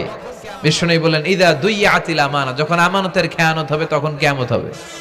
সাহাবীরা আবার প্রশ্ন ছুড়লেন, কাইফা ইদাআতুহা ইয়া রাসূলুল্লাহ, হে নবী আমানতের খেয়ানত কেমন করে হবে? বিশ্বনবী বললেন ইদা উসসিদাল আমরু ইলা গায়রি আহলিহি ফান্তাযিরিস সাআ, যে লোকটা যেই চেয়ারে বসার যোগ্য নয় তাকে যখন ওই চেয়ারে বসিয়ে দেওয়া হবে তখনই কিয়ামত হয়ে যাবে। এরকম আমানতের খেয়ানত তো ভুইগরে নাই। ধরেন একজনরে আপনারা প্রধান বক্তা হিসেবে দাওয়াত দিলেন, জানে না কোরআন, জানে না হাদিস, জানে না বক্তৃতা। এটা কিয়ামতের আলামত না? এটা আমানতের খেয়ানত না? এই দেশের শিশু বক্তা আছে না নাই? কথা কন। আহা, এদিকে আর কি মানুষ হয়েছে? শিশু বক্তা হইলে 3 গুণ হবে। বিল্ডিং টিল্ডিং ভাঙ্গা, প্যান্ডেল ম্যান্ডেল ঘুরলা, অবস্থা সারা। এত মানুষ, ও যে কি বলে ও নিজেও জানে না, কি যে জানে না ওইটাই জানে না। সবকিছুর একটা বয়স আছে। তোমাকে পড়াশোনা করতে হবে, তোমাকে ডিগ্রি অর্জন করতে হবে, তোমাকে জানতে হবে, তোমাকে বিশ্লেষণ করার, অ্যানালাইসিস করার ক্ষমতা রাখতে হবে। ছোট বাচ্চা যদি মুরব্বির মতো কথা বলে আমরা এটার বেয়াদব বলি। আপনারা বই করে কি বলেন? বেয়াদব। পাশে খতিব সাহেব হুজুর, এখানে হাফেজ সাহেব হুজুর, এখানে ইমাম সাহেব হুজুর, এখানে কামিল মাদ্রাসার প্রিন্সিপাল, এখানে জগৎ বিখ্যাত মুহাদ্দিস, আর সে বেয়াদবের মতো পায়ের উপর পা তুলে আঙ্গুল নাড়িয়ে নাড়িয়ে কথা বলে। এটা কিয়ামতের আলামত। এগুলো বন্ধ করেন, এগুলোর সাথে ইসলামের সম্পর্ক নাই। যারা কোরআনের কথা জানে, যারা আলেম, তাদেরকে দাওয়াত করেন, জ্ঞান গর্ভ আলোচনা করবে, আপনার জীবনকে উজালা করে দিবে কে? কিন্তু লোক জড়ো করার জন্য এগুলো করে। আহা, তাফসীর মাহফিলের ভিতরে এই শো অফ, খালি লোক দেখানো মানসিকতা। কে আসলে বেশি লোক হবে এরা দাওয়াত করো। মাহফিল হইলে এরা লাগবে, ওরে লাগবে, এরা লাগবে। আমগো অবস্থা হালুয়া টাইট। 15,000 দাওয়াত ইনভাইটেশনের মধ্য থেকে 90টা প্রোগ্রাম রেখেছে এই বছর। 15,000। এটা কিয়ামতের আলামত না? সুবহানাল্লাহ কয়। আর এটা কিয়ামতের আলামত কেন? আমারে লাগবে কেন? আপনার এলাকায় মুহাদ্দিস নাই? আপনার এলাকায় মুফাসসির নাই? মিজানুর রহমান আজহারীকে লাগবে কেন? মিজানুর রহমান আজহারী যেখানে সুযোগ হবে 2-4 জায়গায় প্রোগ্রাম করবে। এখন তো ইউটিউবে সব দেখা যায় যে এত চ্যানেল, অনেক মাহফিলে এত শ্রোতাও নাই।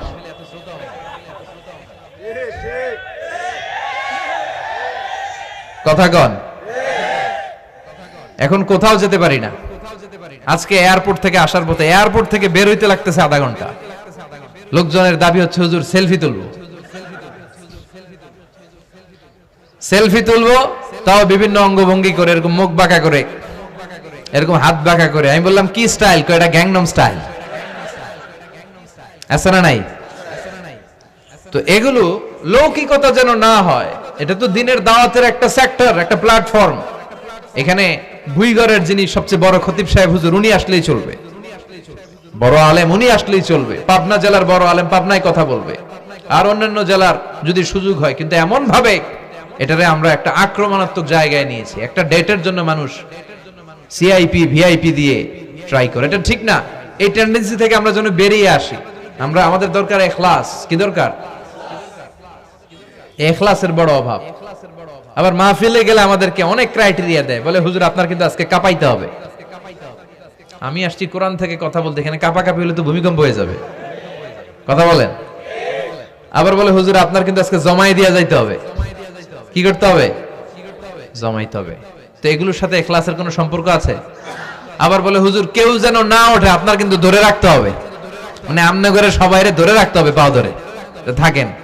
এগুলোর সাথে হেদায়েতের কোনো সম্পর্ক, এজন্যই তো সমাজে হেদায়েত নাই। মাহফিলের পরে মাহফিল হয়, ফজরের নামাজটা ঠিকমতো হয় না। হেদায়েত শূন্য, হেদায়েত নাই, ইখলাস নাই। কি উদ্দেশ্যে শুনতেছি এটা যেন খেয়াল করে আমল করতে পারে, এই টেন্ডেন্সিটা নাই। আসুন আমরা একটু থামি, স্টপ, থামেন, অনেক হয়েছে। আন্না ইসলাম কি বলে, কি শিখাতে চায়, কি বুঝাতে চায়, ওইটা বোঝার চেষ্টা করেন, ওইভাবে মানার চেষ্টা করেন। কে কি বললো দেখার দরকার নাই, এত লোক জড়ো হওয়ার দরকার নাই। আজকে যদি চ্যানেল একটাও না থাকতো, 10 জন বসে যদি আমার কথা শুনতো, কোনো সমস্যা আছে? কথা বলেন। এজন্য হেদায়েতটা সবচেয়ে বেশি জরুরি, ইখলাসটা জরুরি, আল্লাহর প্রতি ভয়, আস্থা, ভালোবাসা, এটা বেশি জরুরি। আল্লাহ তুমি ইখলাস দিয়ে আমাদের হৃদয়টাকে পূর্ণ করো। তাহলে এই যে লোক যে চেয়ারে বসার যোগ্য না, ওই লোক যদি ওই চেয়ারে বসে, কিয়ামতের আলামত আছে না নাই? চেয়ারম্যান হওয়ার যোগ্যতা যদি না থাকে, যদি চেয়ারম্যান হয়ে যায়, নেতা হবে তারা যারা মানুষকে খেদমত করবেন। খেদমত করার জন্য 1.5 কোটি টাকা খরচ করে চেয়ারম্যান ইলেকশন করে, 5 কোটি টাকা। এগুলো কেন? এই ট্রেডিশন দেশে আসলো কেন? উনি টাকা খরচ করবে কেন? ওনার চা খাওয়ানো আর সিগারেট খাওয়ানো লাগবে কেন? উনি তো আমাদের খাদেম হওয়ার জন্য আসছে। উনি জনপ্রতিনিধি হয়ে দাঁড়াবে, যাকে আপনারা পছন্দ করবেন, ভোট দিবেন না। হাজার হাজার কোটি টাকা, শোডাউন, শো অফ আছে না নাই? কিয়ামতের আলামত। মসজিদের সভাপতির সাথে মসজিদের কোনো সম্পর্ক নাই, আছে না নাই? সব সভাপতিকে আমি এক পাল্লায় মেপে দিচ্ছি না, বেশিরভাগের এই অবস্থা। ভালো 2-1 জন আছে, আমি জেনারেলাইজ করছি না। সভাপতি তো হবেন তিনি যার সাথে মসজিদের দরদ বেশি, মায়া বেশি, মসজিদে যায় বেশি, ঠিক কি না? এখন বছরে ওনারা একবার খুঁজে পাওয়া যায় না, উনি সভাপতি, উনি সেক্রেটারি, উনি ক্যাশিয়ার, আছে না নাই? তার মানে উনি এখানে বসার যোগ্য ছিল না, ওনারে বসানো হয়েছে। যেই লোক যেই চেয়ারে বসার যোগ্য নয়, তারা যখন ওই চেয়ারে বসিয়ে দেওয়া হবে, বিশ্বনবী বললেন তখনই কিয়ামত হয়ে যাবে। কিয়ামতের আলামত আমানতের খেয়ানত, এটা অনেক বড় বিষয়। আমার সম্পদ আছে, এই সম্পদটা আল্লাহর দেয়া আমার কাছে আমানত। আমার শক্তি আছে, এই শক্তি আমানত। যুবক যারা আছো, তোমাদের যৌবনটা আল্লাহর দেয়া, তোমাদের কাছে সবচেয়ে বড় নেয়ামত এবং আমানত। তোমরা এখন চাইলে অনেক কিছু করতে পারো। তোমাদের একটা সদিচ্ছা তোমাদের এলাকাটারে জান্নাতি বানিয়ে দিতে পারে। তোমরা চাইলে সাগরের স্রোতকে পাল্টে দিতে পারো, বাতাসের গতিকে উল্টে দিতে পারো, তোমরা ইতিহাস রচনা করতে পারো। বিশ্বনবী যখন তোমাদের মতো যুবক ছিল, তিনি হালাফুল ফুদুল যুব সংঘ করেছেন। গানের কনসার্ট করে নাই, যাত্রাপালা করে নাই, নাচানাচি করে নাই। উনি হাতে হাত রেখে বলেছেন মক্কার বুকে কোনো টেন্ডারবাজি থাকবে না, মক্কার জমিনে কোনো চাঁদাবাজি থাকবে না, ধর্ষণ থাকবে না, মক্কার জমিনে কোনো দুর্নীতি চলবে না। যুবকদেরকে নিয়ে উনি এই কাজগুলো করেছেন। এখন একটার পর একটা আমানত আমরা খেয়ানত করে চলি। আমার সম্পদ আমার আমানত, আমার ছেলে মেয়ে আমার আমানত। আমার ছেলে কার সাথে মিশে, ও ডিশের কোন চ্যানেল দেখে, ও ইউটিউবে কোন সাইট ব্রাউজ করে, এটার ব্যাপারে কিয়ামতের দিন আমরা জিজ্ঞেস করবে কে? কারণ এটা আমানত। যিনি চেয়ারম্যান, পুরো ইউনিয়ন পরিষদ তার কাঁধে আমানত। যিনি এমপি, ওনার এলাকায় কি ঘটে না ঘটে এটা খোঁজ খবর নেয়, তার আমানত। মেম্বার অফ দ্য পার্লামেন্ট যিনি আছেন এই এলাকার, তার এলাকায় যদি ইয়াবার আড্ডা বসে, গাঞ্জার আসর বসে, এটার দায়ভার তিনি এড়াতে পারেন না। তার এলাকায় ধর্ষণ হলে এটার দায়ভার তিনি এড়াতে পারেন না। এটা তো আমানত। যিনি মন্ত্রী, পুরো মন্ত্রণালয় এটা তার কাঁধে আমানত। যিনি মাননীয় প্রধানমন্ত্রী, আমার 56,000 বর্গ মাইলের প্রতিটা ইঞ্চি মাটি তার হাতে আমানত। এটা অনেক বড় বিষয়। আর মুমিনের বৈশিষ্ট্য হচ্ছে ওয়াল্লাযীনা হুম লিআমানাতিহিম ওয়া আহদিহিম রাউন। যারা বিশ্বাসী তারা কথা দিয়ে কথা রাখে আর আমানতের খেয়ানত করে। এজন্য আমানত পূর্ণ করতে রাজি আছেন? যেখানেই আমানত নষ্ট হবে সেখানেই কিয়ামতের ভয় আছে না নাই? দেখেন বিশ্বনবী কত চমৎকার করে দার্শনিকের মতো বলে গেলেন, যাই বলে গেলেন তার পুরোটাই সমাজের সাথে মিলে যায়। আমরা যেন আমানতের খেয়ানতকারী না হই, আমরা যেন আমানতকে সংরক্ষণ করতে পারি। আল্লাহ তুমি তৌফিক দাও। এরপর বিশ্বনবী বললেন আত-তাচাউল ফিল বুনিয়ান, কিয়ামতের আগে বড় বড় টাওয়ার বানানোর প্রতিযোগিতা শুরু হয়ে যাবে। আছে না নাই? আজকে নারায়ণগঞ্জে ঢুকে, এটা যে নারায়ণগঞ্জ এটা আমি চিনতেই পারতেছি না। এত সুন্দর হাইওয়ে, এত বিল্ডিং, বিশাল বিশাল টাওয়ার। আগে ছিল এগুলো? কথা বলেন। আরব বিশ্বে দেখবেন বুর্জ আল খলিফা, জমজম টাওয়ার, এই টাওয়ার ওই টাওয়ার, একটার পর একটা টাওয়ার। কাবার পাশে যে পাহাড়গুলো আছে, কাবার পাশের টাওয়ারের উচ্চতা যদি পাহাড়ের চেয়ে উঁচু হয়ে যায়, ফাআলাম ফাইন্নাল আমরা কদ আযাল্লাক, জেনে রাখো কিয়ামত বেশি দূরে নাই, কিয়ামতের ছায়া তোমার উপরে ছায়া দিচ্ছে। এখন মক্কা শহরের পাহাড়ের চেয়ে হাইট বেশি এরকম বিল্ডিং আছে না নাই? কাবা ঘরের পাশেই তো একটা আছে, জমজম টাওয়ার, 120 তলা উঁচু। দি মক্কা রয়্যাল ক্লক টাওয়ার 120 তলা, বিশাল বড় ঘড়ি লাগানো। এগুলো সব কিয়ামতের আলামত। ওর 5 তলা, আমার লাগবে 10 তলা। ওর 2টা গাড়ি আছে, আমার লাগবে 4টা গাড়ি। ও তাহাজ্জুদ পরে আমারও যে পড়তে হবে, ওই টেনশন নাই।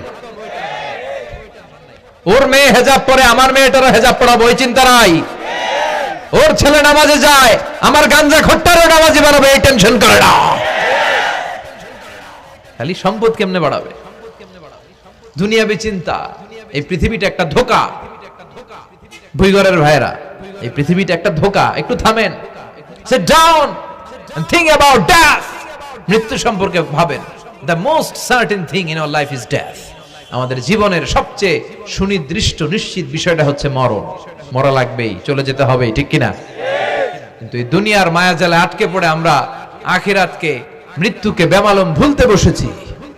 বিশ্বনবী বললেন কিয়ামতের আগে মানুষের এই টেন্ডেন্সি হবে, মানুষ বড় বড় ইয়াতাতাওয়ালুনা ফিল বুনিয়ান, people will start to compete constructing high rises building in the cities. সমাজে বড় বড় টাওয়ার বানানো শুরু করে দেবে। এটা আছে না নাই? এরপর বিশ্বনবী বললেন যুহুরুন নিসা আল কাসিয়াত আল আরিয়াত আল মাইলাত আল মুমিলাত, কিয়ামতের আগে পোশাক পরিহিতা নেকেড উলঙ্গ নারীদের সংখ্যা বেড়ে যাবে। বিশ্বনবী বললেন কাসিয়াত আল আরিয়াত আল মাইলাত আল মুমিলাত, পোশাক পরিহিতা উলঙ্গিনী, মানে বোরকাও পড়বে। বোরকাওয়ালি, তিনি বোরকা পড়েন কিন্তু টাইট ফিটিং বোরকা। আছে না নাই? তো এতে আপনি, আমার মায়েরা, আমার বোনেরা, আমি আপনাদেরকে সবসময় সম্মান দিয়ে কথা বলার চেষ্টা করি, একটু বোঝেন। এই যে আপনি টাইট ফিটিং এর বোরকাটা পরলেন, এতে লাভটা হলো কি? আপনার দেহের উঁচু নিচু ভাঁজ টের পাওয়া যায়, আপনার সৌন্দর্য প্রকাশ পেয়ে যায়। হেজাব আল্লাহ এমনি এমনি দেয় নাই। যার সম্মান বেশি ওটার প্যাকেট বেশি। কথা কন। ডায়মন্ডের আংটি ওই রাস্তার মধ্যে বিক্রি করে না? স্বর্ণের আংটি না, ওইটা স্পেশাল মার্কেটে বিক্রি করে। কোন মার্কেটের সামনে পুলিশ রাইফেল নিয়ে দাঁড়ায় থাকে না, কিন্তু স্বর্ণ মার্কেটের সামনে রাইফেল আছে না নাই? ভিতরে স্পেশাল সিকিউরিটি আছে না নাই? গ্লাস ফিটিং করা, ওইখানে সিকিউরিটি আলাদা, স্পেশাল লকার আছে না নাই? কারণ এটার দাম বেশি, তাই এটার পর্দা বেশি, প্যাকেট বেশি। সুবহানাল্লাহ পড়েন। নারীদেরকে তো ইসলাম মর্যাদা দিয়েছে। বিষ্ণু বলেছেন দুনিয়া কুল্লুহা মাতা ওয়া খায়রু মাতা'আদ দুনিয়াল মারআতুস সালিহা। দুনিয়ার সব হলো সম্পদ, আর এই সব সম্পদের মধ্যে সবচেয়ে দামি সম্পদ হচ্ছে নেককার নারী। এদের পেটগুলা খনি। এই নেককার নারীগুলো যদি হেজাব মেইনটেইন করে, এই পেটগুলো থেকে আল্লাহওয়ালা বেরোবে, নাজমুস সাকিব বেরোবে, কারি আহমদ বিন ইউসুফ আল আজহারি বেরোবে, বড় বড় মুফাসসিরে কোরআন বেরোবে। আর যদি হেজাব না করে, জি বাংলা স্টার জলসা নিয়ে মশগুল হয়ে থাকে, হ্যাঁ, টেন্ডারবাজ, চাঁদাবাজ, ডাকাত, এগুলো বেরোবে। ওজনে কম দিবে, খাদ্যে ভেজাল দিবে, মাছে ফরমালিন দিবে, গাঞ্জার টাকার জন্য লাথি মেরে মারে ঘর থেকে বের করে দিবে। এজন্য নারীরা, আমার বোনেরা, আপনারা অনেক সম্মানিতা। নিজেদের সম্মান সম্পর্কে সচেতন হন। এই হেজাব আপনার অধিকার। এই হেজাব নারীর অহংকার। হেজাব নারীর আভিজাত্যের প্রতীক। হেজাব নারীর রুচির প্রতীক। আপনার রুচিটা কেমন আপনার পোশাক দেখে বোঝা যায়। কথা কন। যে মেয়েটা হিপ হপ স্টাইলে চলাফেরা করে, গ্যাংনম স্টাইলে, এই মেয়েটারে ইফটিজিং করার সুযোগ আছে না নেই? কিন্তু যে হেজাব মেনটেন করে যেই নারীরা চলে, এদেরকে দেখলেই একটা সম্মান চলে আসে। কি ভুল বললাম? একটা সম্মান আসে না? আপনাদের সম্মানটা আপনারা রাখবেন। বিষ্ণু বললেন যুহুরুন নিসাল কাসিয়াতাল আরিয়াতাল মাইলাতাল মুমিলাত, কিয়ামতের আগে পোশাক পরিহিতা উলঙ্গিনী নারী বেরোবে। লা ইয়াজিদনা রিহাহা লা ইয়াদখুলনাল জান্নাতা ওয়া লা ইয়াজিদনা রিহাহা। এই নারীগুলো জান্নাতে তো প্রবেশ করবেই না, জান্নাতের ঘ্রাণও নাকে লাগবে না। ওয়া ইন্না রিহাহা তুজাদু মিন মাসিরাতি 500 সানা। আর জান্নাতের ঘ্রাণ 500 বছর দূরের রাস্তা থেকেও টের পাওয়া যায়। খেয়াল করে বুঝেন, এখান থেকে জান্নাতে পৌঁছতে আরো 500 বছরের রাস্তা। কয় বছরের? এত দূরে থাকতে জান্নাতের সুবাতাস এসে আপনার নাকে ধাক্কা লাগবে। সুবহানাল্লাহ পড়বেন না? এই নারীগুলো জান্নাতে যাবে না, জান্নাতের ঘ্রাণও পাবে না। এজন্য বাবা যারা এসেছেন সচেতন হন। আপনার মেয়ে চাইলেই যে কোনো ড্রেস আপনি তাকে কিনে দিতে পারেন না। মায়েরা যারা আমার কথা শুনছেন, আপনার মেয়ে আবদার করবে, সে তো ছোট, সে কি বুঝে। কিন্তু দেখবেন অনেক বিয়ের অনুষ্ঠানে আমি দেখেছি, মায়ের বয়স হচ্ছে 60, মায়ের হাত মোজা পা মোজা, বোরকা লাগাইছে 2টা, পাশে ষোড়শী অষ্টাদশী তন্নি সুন্দরী সুস্নিগ্ধা এক মেয়ে, বয়স মাত্র 18, ওর বুকে ওন্না নাই, ওটা গলায় শোভা পাচ্ছে। এই 60 বছরের বুড়া মহিলার দিকে কেউ তাকাবে? ওনার তো ডেট এক্সপায়ার্ড, ডেট এক্সপায়ার্ড। ওনার সৌন্দর্য যা ছিল সব শেষ, তার দিকে তাকাবে না। তার উঠতি বয়সের তরুণ মেয়েটার দিকে অনেকে তাকাবে, কারণ এটা জেনেটিক্যাল একটা ইস্যু। একটা পুরুষ একটা নারীর দিকে জেনেটিক্যালি আকৃষ্ট হবে, এটাই স্বাভাবিক, ঠিক কিনা? এজন্য আপনার হাত মোজা পা মোজা আপনার দরকার ছিল না, আপনি পাতলা কাপড় পরলেও সমস্যা নাই। কথা কন? হাত মোজা পা মোজা দরকার ছিল আপনার যুবতী মেয়েটার হাতে, যুবতী মেয়েটার পায়ে। এজন্য আপনারা আপনাদের সম্মানকে বুঝবেন। যারা নারী স্বাধীনতার কথা বলে, নারী আন্দোলনের কথা বলে, এরা নারীদেরকে ঠকায়। এরা নারীদেরকে বিজ্ঞাপনের বিলবোর্ডে নগ্ন করে উপস্থাপন করে। রাস্তা দিয়ে হাঁটি, চোখ খুলতে পারি না। আমার মায়েরা, এরা আমার দেশের মেয়ে, এরা এই 56,000 বর্গ মাইলের মেয়ে। এই মেয়েগুলোকে উলঙ্গভাবে হাফ নেকেড করে এই সিনেমা হলগুলোর পোস্টারগুলো যে দেয়া হয়েছে, এতে সম্মান বেড়েছে না কমেছে? ওদিকে চোখ তুলে তাকানো যায়? এজন্য নারী স্বাধীনতার কথা যারা বলে, এদের কথায় ফাঁদে পা দিবেন না। এরা আপনাদের সম্মান বাড়াতে চায় না, এরা আপনাদেরকে বিলবোর্ডে উঠাতে চায়, আপনাদেরকে উলঙ্গ করে রূপালী পর্দায় উঠাতে চায়, টিভির পর্দায় আপনাদেরকে নেকেড করে উপস্থাপন করতে চায়। এদের ঘরেই নারীরা বেশি নির্যাতিত হয়, এদের কাজের মেয়েরাই বেশি নির্যাতিতা। আর সুযোগ পেলে এরা ধর্ষণে সেঞ্চুরি করতে দেরি করে না। এজন্য নারীদেরকে সম্মান দিয়েছে ইসলাম। আমার বোনেরা, আমাদের সম্মান যেন আমরা রাখতে পারি। আল্লাহ তুমি বোঝার তৌফিক দান করো। এরপরে বিশ্বনবী বললেন, ইতাআতু যাওজা ওয়া উকুকুল কিয়ামতের আগে বিয়ে করার পরে ছেলেগুলো মাকে ভুলে গিয়ে স্ত্রীর পেছনে পেছনে দৌড়াবে, স্ত্রীর আনুগত্য করবে। এরকম নমুনা আছে না নাই? তো এজন্য মাকে ভুলে যাওয়া যাবে না। মায়ের দোয়া বড় দোয়া। মায়ের দোয়া সবার আগে কবুল। বুলেট মারলে বুলেট মিস হয়, মায়ের দোয়া মিস হয়? খবরদার। স্ত্রী চলে গেলে নতুন স্ত্রী পাওয়া যায়, মা মরে গেলে মা পাওয়া যায়? তাই বলে আমি বলছি না আপনার স্ত্রীকে ডিভোর্স দেন না, বুঝান, মাকেও বুঝান, স্ত্রীকেও বুঝান, বুঝানোর চেষ্টা করেন। সমাজের এখন সবচেয়ে বড় সমস্যাটা হচ্ছে শাশুড়িরা চায় আমি ডমিনেট করব, আমার এতদিনের গড়া সংসার। বউ এসে কয় না, আমি আইছি মাগার, আমি সব খায় ফেলাম। আছে না নাই? এই যে সবাই ডমিনেট করতে চায়, এটা সমস্যা। সমাধানটা কি? সমাধানটা হচ্ছে আমাদের শাশুড়ি যারা আছে সমাজের, তাদের উচিত বৌমাটারে নিজের মেয়ের মতো মনে করা। নিজের মেয়ের যেখানে বিয়ে দিছে ওইখানে কিন্তু খুব খোঁজ নেয়, মা তোর কি অবস্থা, তোর কষ্ট হইলো কিনা, ইত্যাদি ইত্যাদি। কিন্তু ছেলের বউ করে যারা আনছে এর দিয়ে ইচ্ছে মতো কাজ করা, এরকম ডাকাত আছে না নাই? ডাবল স্ট্যান্ডার্ড, এটা ঠিক না। আর বৌমা যারা আছেন, ঘরের বৌমা, এরা শাশুড়িকে একটু মায়ের মতো মনে করেন না, কারণ একদিন আপনিও শাশুড়ি হতে চলেছেন, একদিন আপনিও শাশুড়ি হবেন। রং ধরা যৌবন জং ধরে শেষ, আপনারও ছেলে হবে, এই ছেলের বিয়ে করাতে হবে, এই ছেলের বউ এসে আপনার ঘরে তাই করবে আপনি আপনার শাশুড়ির সাথে যা যা করেছেন। এই ছোট্ট হিসাবটা বুঝতে চায় না। শাশুড়ির উচিত বৌমাকে নিজের মেয়ের মতো করে আদর করা, যত্ন করা, আর বৌমাদের উচিত শাশুড়িকে মায়ের মতো সেবা করা। এই মিউচুয়াল আন্ডারস্ট্যান্ডিংটা থাকলে কোনো ঘরে আর ঝগড়া হবে? শাশুড়ি বৌমা, আল্লাহ সবাইরে তুমি কবুল করো। তো কিয়ামতের আগে মারে ভুলে যাবে, মাকে ভুলে গিয়ে স্ত্রীর পেছনে পেছনে দৌড়াবে। খবরদার, খবরদার। আপনি নামাজি হতে পারেন, মুসল্লি হতে পারেন, হাজী সাহেব হতে পারেন, কিন্তু মা যদি বদদোয়া দেয় আপনার সব শেষ। দুনিয়াও শেষ, আখিরাতও শেষ। মায়ের মর্যাদা বাবার চেয়ে 3 গুণ বেশি। হামালাতহু উম্মুহু, কারণ বাবা পেটে ধরে নাই, পেটে ধরছে কে? ওয়াহানান আলা ওয়াহান, 8 মাস 10 মাস এই বোঝাটা বাবা বহন করে নাই, করলো কে? ফিসালুহু ফি আমাইন, 2 বছর বাবা দুধ খাওয়ায়নি, দুধ খাওয়ালো কে? মায়ের এক ধার দুধের দাম কাটিয়া গায়ের চাম, পাপস বানাইলেও ঋণের শোধ হবে না, এমন দরদি ভবে কেউ হবে না আমার মাগো। ঠিক কিনা? লাউ কাতা'তা জিলদাক, আপনার গায়ের চামড়া কেটেও যদি মায়ের পায়ের জুতা বানিয়ে দেন, কি বানিয়ে দেন? কি দিয়ে? গায়ের চামড়া দিয়ে। এই যে 2 বছর যে দুধ খাইলাম, এই দুধের 1 ঢোক দুধের সুদটাও আদায় হবে না। এজন্য খবরদার, মাকে যেন আমরা ভুলে না যাই। মা দোয়া করতে দেরি, ওই দোয়া কবুল হতে। আমরা ছোটবেলায় যে কত কষ্ট দিয়েছি, সবচেয়ে বেশি কষ্ট যখন দিয়েছি মাকে, ওই স্মৃতিগুলো আমাদের মনে পড়ে না। আপনার বয়স যখন 1 বছর, আপনি স্মৃতি হাতরে এত দূর যেতে পারবেন? 1 বছর বয়সে কি কি কষ্ট দিয়েছিলেন মনে আছে?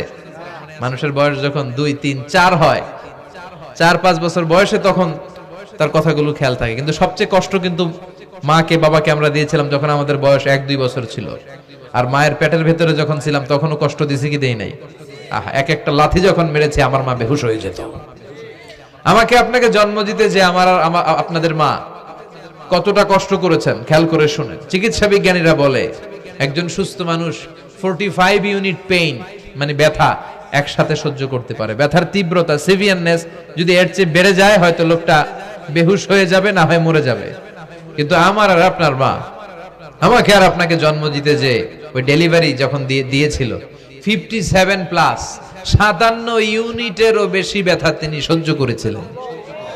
যেটা কোনো অ্যাক্সিডেন্টে আমাদের দেহে প্রত্যেকের 206টা হাড্ডি, কোন সড়ক দুর্ঘটনায় আপনার দেহের 20টা হাড্ডি একসাথে টাস টাস করে ভেঙে গেলে যত ব্যথা, তার চেয়েও বেশি ব্যথা। জন্য খবরদার, খবরদার, মাকে যেন আমরা ভুলে না যাই। মায়ের দোয়া যেন নেই। কখনো যদি মায়ের সাথে বেয়াদবি করে থাকি, আমরা যেন মাফ চেয়ে নেই। রাজি আছি তো যুবকেরা?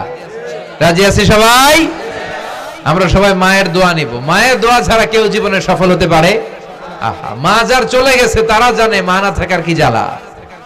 হ্যাঁ, মায়ের কথা মনে পড়ে না? তো বিশ্বনবী যেটা বললেন এটাও আমাদের সমাজে পাওয়া যাচ্ছে, ঠিক কি না? এরপর বিশ্বনবী বললেন যুখরুফাতুল মাসাজিদ ওয়াত তাবাহি বিহা, কিয়ামতের আগে মসজিদ নিয়ে অহংকার শুরু হয়ে যাবে। মসজিদ নিয়ে দলাদলি, ভুইঘরে মাশাআল্লাহ এগুলা নাই। ওই মসজিদ টাইলসের মসজিদ, আমরা এসি লাগাবো, ওইটাতে 3 তালা করছে, আমরা 5 তালা করব, ডিজাইন করব, এগুলা। কিন্তু আমরাও যে নামাজ পড়বো এই চিন্তা নাই। কথা কোন? মসজিদের সৌন্দর্য হচ্ছে মুসল্লি দিয়ে, কি দিয়ে? কিন্তু আমাদের মসজিদগুলো মুসল্লি শূন্য। ফজরের সালাতে বেহাল দশা, কথা বলেন। জোহরের সালাতে বেহাল দশা, আসরের বেহাল দশা, মাগরিবে একটু বাড়ায় আসে আবার বেহাল দশা, কথা বলেন। এজন্য মসজিদে গিয়ে সালাত পড়তে হবে। মসজিদ নিয়ে বাড়াবাড়ি করা যাবে না, দলাদলি করা যাবে না। মসজিদকে আমরা এত ডিজাইন করি, এটাও নিষেধ। মসজিদের সামনের দেয়ালে ঘড়ি টড়ি, লাইটিং ফাইটিং এগুলো যত কম দেয়া যায়, তাহলে দৃষ্টিটা ওইদিকে যাবে না। লাইট টাইট সবকিছু পেছনে হবে। যার ঘড়ি দেখা দরকার পেছন থেকে দেখে নিবে, সামনের জায়গাটা হবে ফ্রেশ। কিন্তু এরকম মসজিদ বাংলাদেশে খুঁজেই পাওয়া যায় না, কথা বলেন। বিশ্বনবীর মসজিদ ছিল, বুখারীর বর্ণনা, ওয়া কানা সাকফুল মসজিদে জারিদুন নাখাল, বিশ্বনবীর মসজিদে নববীর ছাদ ছিল খেজুর পাতা দিয়ে তৈরি, ডালা দিয়ে তৈরি ছাদ। আর মসজিদে নববীর ফ্লোর ছিল বালুর ফ্লোর, বৃষ্টি হলে কাদামাটি হয়ে যেত। বিশ্বনবীর সাহাবীরা বর্ণনা করেন, রাআইতু রাসূলুল্লাহি সাল্লাল্লাহু আলাইহি ওয়াসাল্লাম ইয়াসজুদু ফিল মাই ওয়াত তিন, কাদামাটির উপরে বিশ্বনবী সিজদা দিচ্ছেন, নামাজ পড়ছেন। সালাম ফিরিয়ে বিশ্বনবী যখন সাহাবীদের দিকে মুখ ফিরিয়ে বসে তাসবিহ পড়তেন, সাহাবারা বর্ণনা করেন, রাআইতু আসারা তিনি ফি জাবহাতিহি, বিশ্বনবীর কপাল মোবারকে আমরা কাদা আর মাটি দেখতে পেয়েছি। আর আমাদের মসজিদে খালি টাইলস। তোরা ঢাকায় টাইলস, আমরা উজবেকিস্তান থেকে টাইলস নিয়ে আসুন, আছে না নাই? এজন্য মসজিদ দিয়ে যেন আমরা দলাদলি না করি, মসজিদটা যেন হেদায়েতের মার্কাজ বানায়। রাজি আছেন তো? বাচ্চাদেরকে মসজিদে যেতে দিবেন, আমি সব জায়গায় বলি। অনেক মুরব্বীরা আছে বাচ্চাদেরকে মসজিদে ঢুকতে দিতে চায় না। আছে না নাই? বাচ্চা ঢুকাইলে রেগে যায়, রেগে যান কেন? ওর বয়স তো আপনি মসজিদের দিকে আসার খান নাই, মসজিদের দিকে উল্টায় পরে আসারও তো খান নাই। ও আসতে যাচ্ছে, আসতে দেন। বাচ্চারা মসজিদে আওয়াজ করবে, এতে কোনো সমস্যা নাই, বাচ্চারাই তো আওয়াজ করবে, আপনি করবেন? বাচ্চারা লাফালাফি করলে ভাল লাগে, 80 বছরের বুড়া মানুষ লাফ দিলে ভাল লাগবে? কথা কন, বিশ্রী দেখা যাবে। বাচ্চারা এরকম লাফালাফি করবে।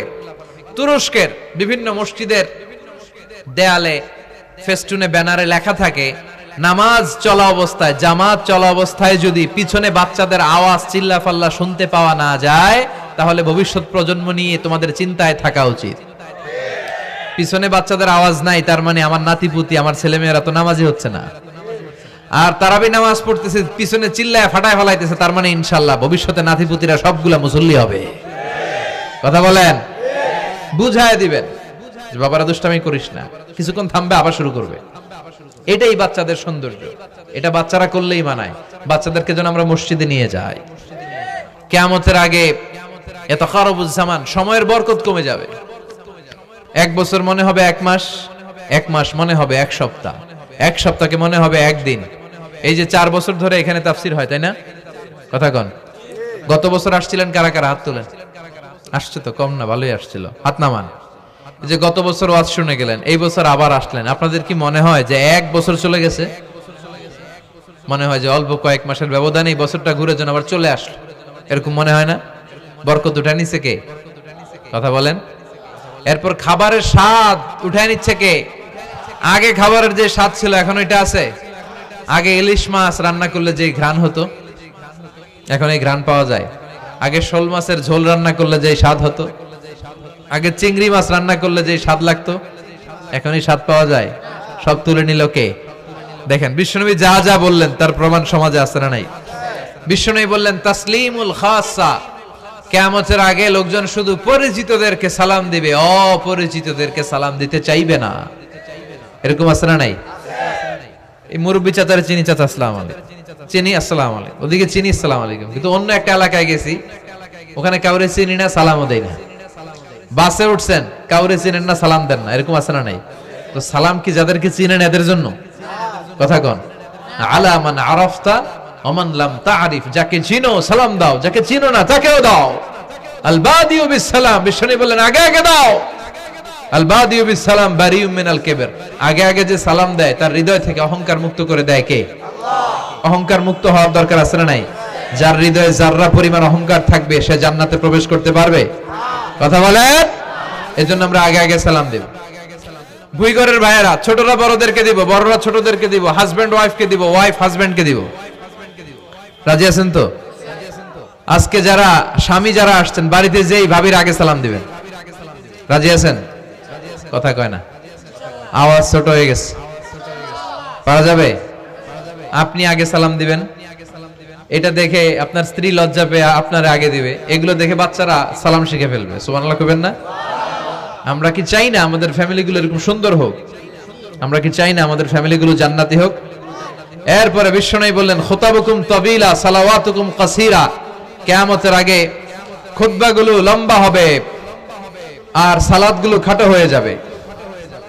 এই যে বক্তব্য লম্বা, নামাজ হয়ে যায় খাটো, আছে না নাই? হুজুর ওয়াজ করেন, ওয়াজ টেস্ট লাগে, নামাজ টেস্ট লাগে না, আছে না নাই? এশার নামাজে পড়ে না, ফজর নামাজে পড়ে না, রাত 2টা পর্যন্ত ওয়াজ শুনে, আছে না নাই? এরকম করা যাবে না। নামাজ কামাই করা যাবে না। সবার আগে হবে নামাজের হিসাব। নামাজের হিসাব ঠিক তো আপনার পুরো আমলনামা ঠিক। নামাজে ভেজাল তো সব জায়গায় ভেজাল। প্রথম হিসাব নেওয়া হবে এই সালাতের, খবরদার। এরপরে বিশ্বনবী বললেন লা ইউকাসসামুল মিরাস আলা ওয়াজহিন সাহিহ। বিশ্বনবীর হাদিস থেকে এরকম বর্ণনা পাওয়া যায়, এর মাফহুম হচ্ছে লা ইউকাসসামুল মিরাস আলা ওয়াজহিন সাহিহ, সহিহ পদ্ধতিতে মিরাজ বণ্টিত হবে না। লিযযাকারি মিসলু হাযযিল উনসায়াইন, সব বাবাদেরকে আল্লাহ বললেন উত্তরাধিকারের বন্টন নীতি তুমি মেনে ছেলে মেয়েদের মধ্যে বন্টন করে দিবা। ছেলেরে দিবা যদ্দূর, মেয়েরে দিবা অর্ধেক। কার আইন? কথা বলেন, আইনটা কার? ছেলেরে যদি 2 লাখ দেন, মেয়েরে চিল্লায় বলেন, ছেলে 2 লাখ পেলে মেয়ে কয় লাখ? ছেলে 4টা বাড়ি পেলে মেয়ে কয়টা বাড়ি? অনেক বাবা আছে, মেয়েরা কয় মা তোর বাইরে সব দিয়ে দিলাম, তোর লেগে দোয়া করে দিলাম। হাত তুলছে এমনি। মেয়ের লেগে কি করে দেয়? আর বাইরে সব দিয়ে দেয়। এগুলো ডাকাত। এগুলো কি ভুই ঘরে মাশাআল্লাহ এরকম ডাকাত টাকাত নাই। দোয়া তো আপনি সবাইরই করবেন। ছেলে যেটা প্রাপ্য দিয়ে দেন, মেয়ে যেটা প্রাপ্য দিয়ে দেন, তারপরে হাত তুলে দোয়াও করে দেন। কথা বলেন। অনেক মা আছে ছেলেরে বেশি খাওয়ায়, মেয়েরে কম খাওয়ায়, আছে না নাই? ছেলের পাতে মুরগির রান, মাইয়ার পাতে মুরগির ঠ্যাং, আছে না নাই? দেখবেন ওই মা বাবার হয়তো অনেক সময় শেষ কালটা ছেলের বাড়িতে কাটে না, কাটে মেয়ের বাড়িতে, আছে না নাই? কারণ প্রকৃতিরও একটা মায়ের আছে না নাই? শেষ মাইরটা আল্লাহ দিবে। শেষ মাইরটা কার? আল্লাহ ছাড় দেয়, ছেড়ে দেয় না। আল্লাহ কি দেয়? কি দেয় না? আল্লাহর সব মনে থাকে। আল্লাহ শেষ খেলাটা খেলে দিবে। চিল্লায় বলেন ঠিক কি না? বাবা মা যারা আছেন সাবধান, উল্টাপাল্টা করেন না। এগুলো নিয়ে কত বিচার যে আমাদের কাছে আসে, কত মাসালা যে আসে। কেন করেন এগুলো? সমানভাবে আপনি ইনসাফ করেন, কিয়ামতের দিন আপনার বিচার করার সময় আল্লাহ আপনার উপর ইনসাফ করবে। আপনি ঠকাবেন, আল্লাহ আপনার 14 গোষ্ঠী উদ্ধার করে ছাড়বে। তিনি ভুলে যান না, তিনি ছাড় দেন, ছেড়ে দেন না। এজন্য মিরাসের যে বন্টন পদ্ধতি, আমরা যেন ইসলামের দেয়া পদ্ধতি অনুসরণ করি। আল্লাহ তৌফিক দাও। কিয়ামতের আগে ভূমিকম্প বেড়ে যাবে, আছে না নাই? কিয়ামতের আগে আত্মহত্যা বেড়ে যাবে, আছে না নাই? কিয়ামতের আগে ঢোল বাদ্য নাচানাচি বেড়ে যাবে, আছে না নাই? বাংলা মায়ের একতারা সুর কতই ভালোবাসি, দোতারা সুর কতই ভালোবাসি, বাজারে ঢোল বাজারে বাসি। বিষ্ণুই বললেন বুইস্তু আন উকাসসিরাল মাযামির, আমি ঢোল বাদ্য তবলা হারমোনিয়াম এগুলোরে ভেঙে মাটির সাথে গুড়িয়ে দেওয়ার জন্য এসেছি। আর ওই নবীর উম্মত কয় বাজারে ঢোল বাজারে বাসি, আছে না নাই? ঢোল বাদ্য বাজানো যাবে? এই হাই বিটের মিউজিক আপনি শুনলে আপনার অন্তরে নেফাকি তৈরি হবে। নামাজে মজা পায় না, হুজুর নামাজে মজা পায় না। তুমি আজীবন শোনো কুছ কুছ হোতা হ্যায়, তো তুমি নামাজে মজা পাইবা কেমনে? আজীবন শুনে কি কুছ কুছ হোতা হ্যায়। এখন নামাজে মজা পায় না, জিকির করে মজা পায় না, তেলাওয়াতে মজা পায় না, মজা নাই, মনোযোগ নাই। হৃদয়টাকে যে তুমি শয়তানের আখড়া বানিয়েছো, তুমি সালাতে প্রশান্তি পাবে কি করে? এজন্য এই মিউজিক্যাল ইনস্ট্রুমেন্ট থেকে দূরে থাকতে হবে। এগুলো অন্তরে নেফাকি তৈরি করে। আপনি দফ বাজাতে পারবেন? দফ চিনেন? ঢোলের দুই দিক আটকানো, দফের এক দিক আটকানো এক দিক খোলা, এটা বাজিয়ে আপনি নাশিদ পরিবেশন করতে পারবেন, সমস্যা নাই। বিশ্বনবী বিয়ের ক্ষেত্রে বলেছেন আলিনু আন নিকাহ বিদ-দুফুফ, এই দফ বাজিয়ে দফের ব্যান্ড পার্টি করে বিয়ের ঘোষণা দিয়ে দাও। ঈদের দিন বিশ্বনবী শোয়া কিছু ছোট্ট মেয়েরা এসে দফ বাজিয়ে নাচ গান করতেছে, ছোট মেয়েরা। সাইয়েদনা আবু বকর দেখে রেগে গেলেন। আমিজবারু শাইতানি ফি বাইতি রাসূলিল্লাহ, আল্লাহর নবীর ঘরে শয়তানের বাদ্য। বিশ্বনবী বললেন দাহু ইয়া আবু বকর, আবু বকর রাখো, ইন্না লিকুল্লি কওমিন ঈদ, সব জাতিরই তো একটা ঈদের অনুষ্ঠান আছে। হাদা ঈদুনা, আজকের দিনটা আমাদের ঈদের দিন, বাচ্চাদেরকে একটু আনন্দ উৎসব করতে দাও। এই দফ বাজালে কোনো ক্ষতি নাই। বিশ্বনবী মক্কা থেকে যখন মদিনায় হিজরতে গেলেন, কোন পথ দিয়ে আমার নবী আসবে জানার জন্য মদিনার ছেলেমেয়েরা পাগল হয়ে গেল। ওই পথে দফ নিয়ে দাঁড়িয়ে রইল। বিশ্বনবী সাইয়েদনা আবু বকরকে নিয়ে আগমন করলেন। ওরা তালা আল বাদরু আলাইনা বলে বিশ্বনবীর ওয়েলকাম জানালো। সুবহানাল্লাহ পড়েন।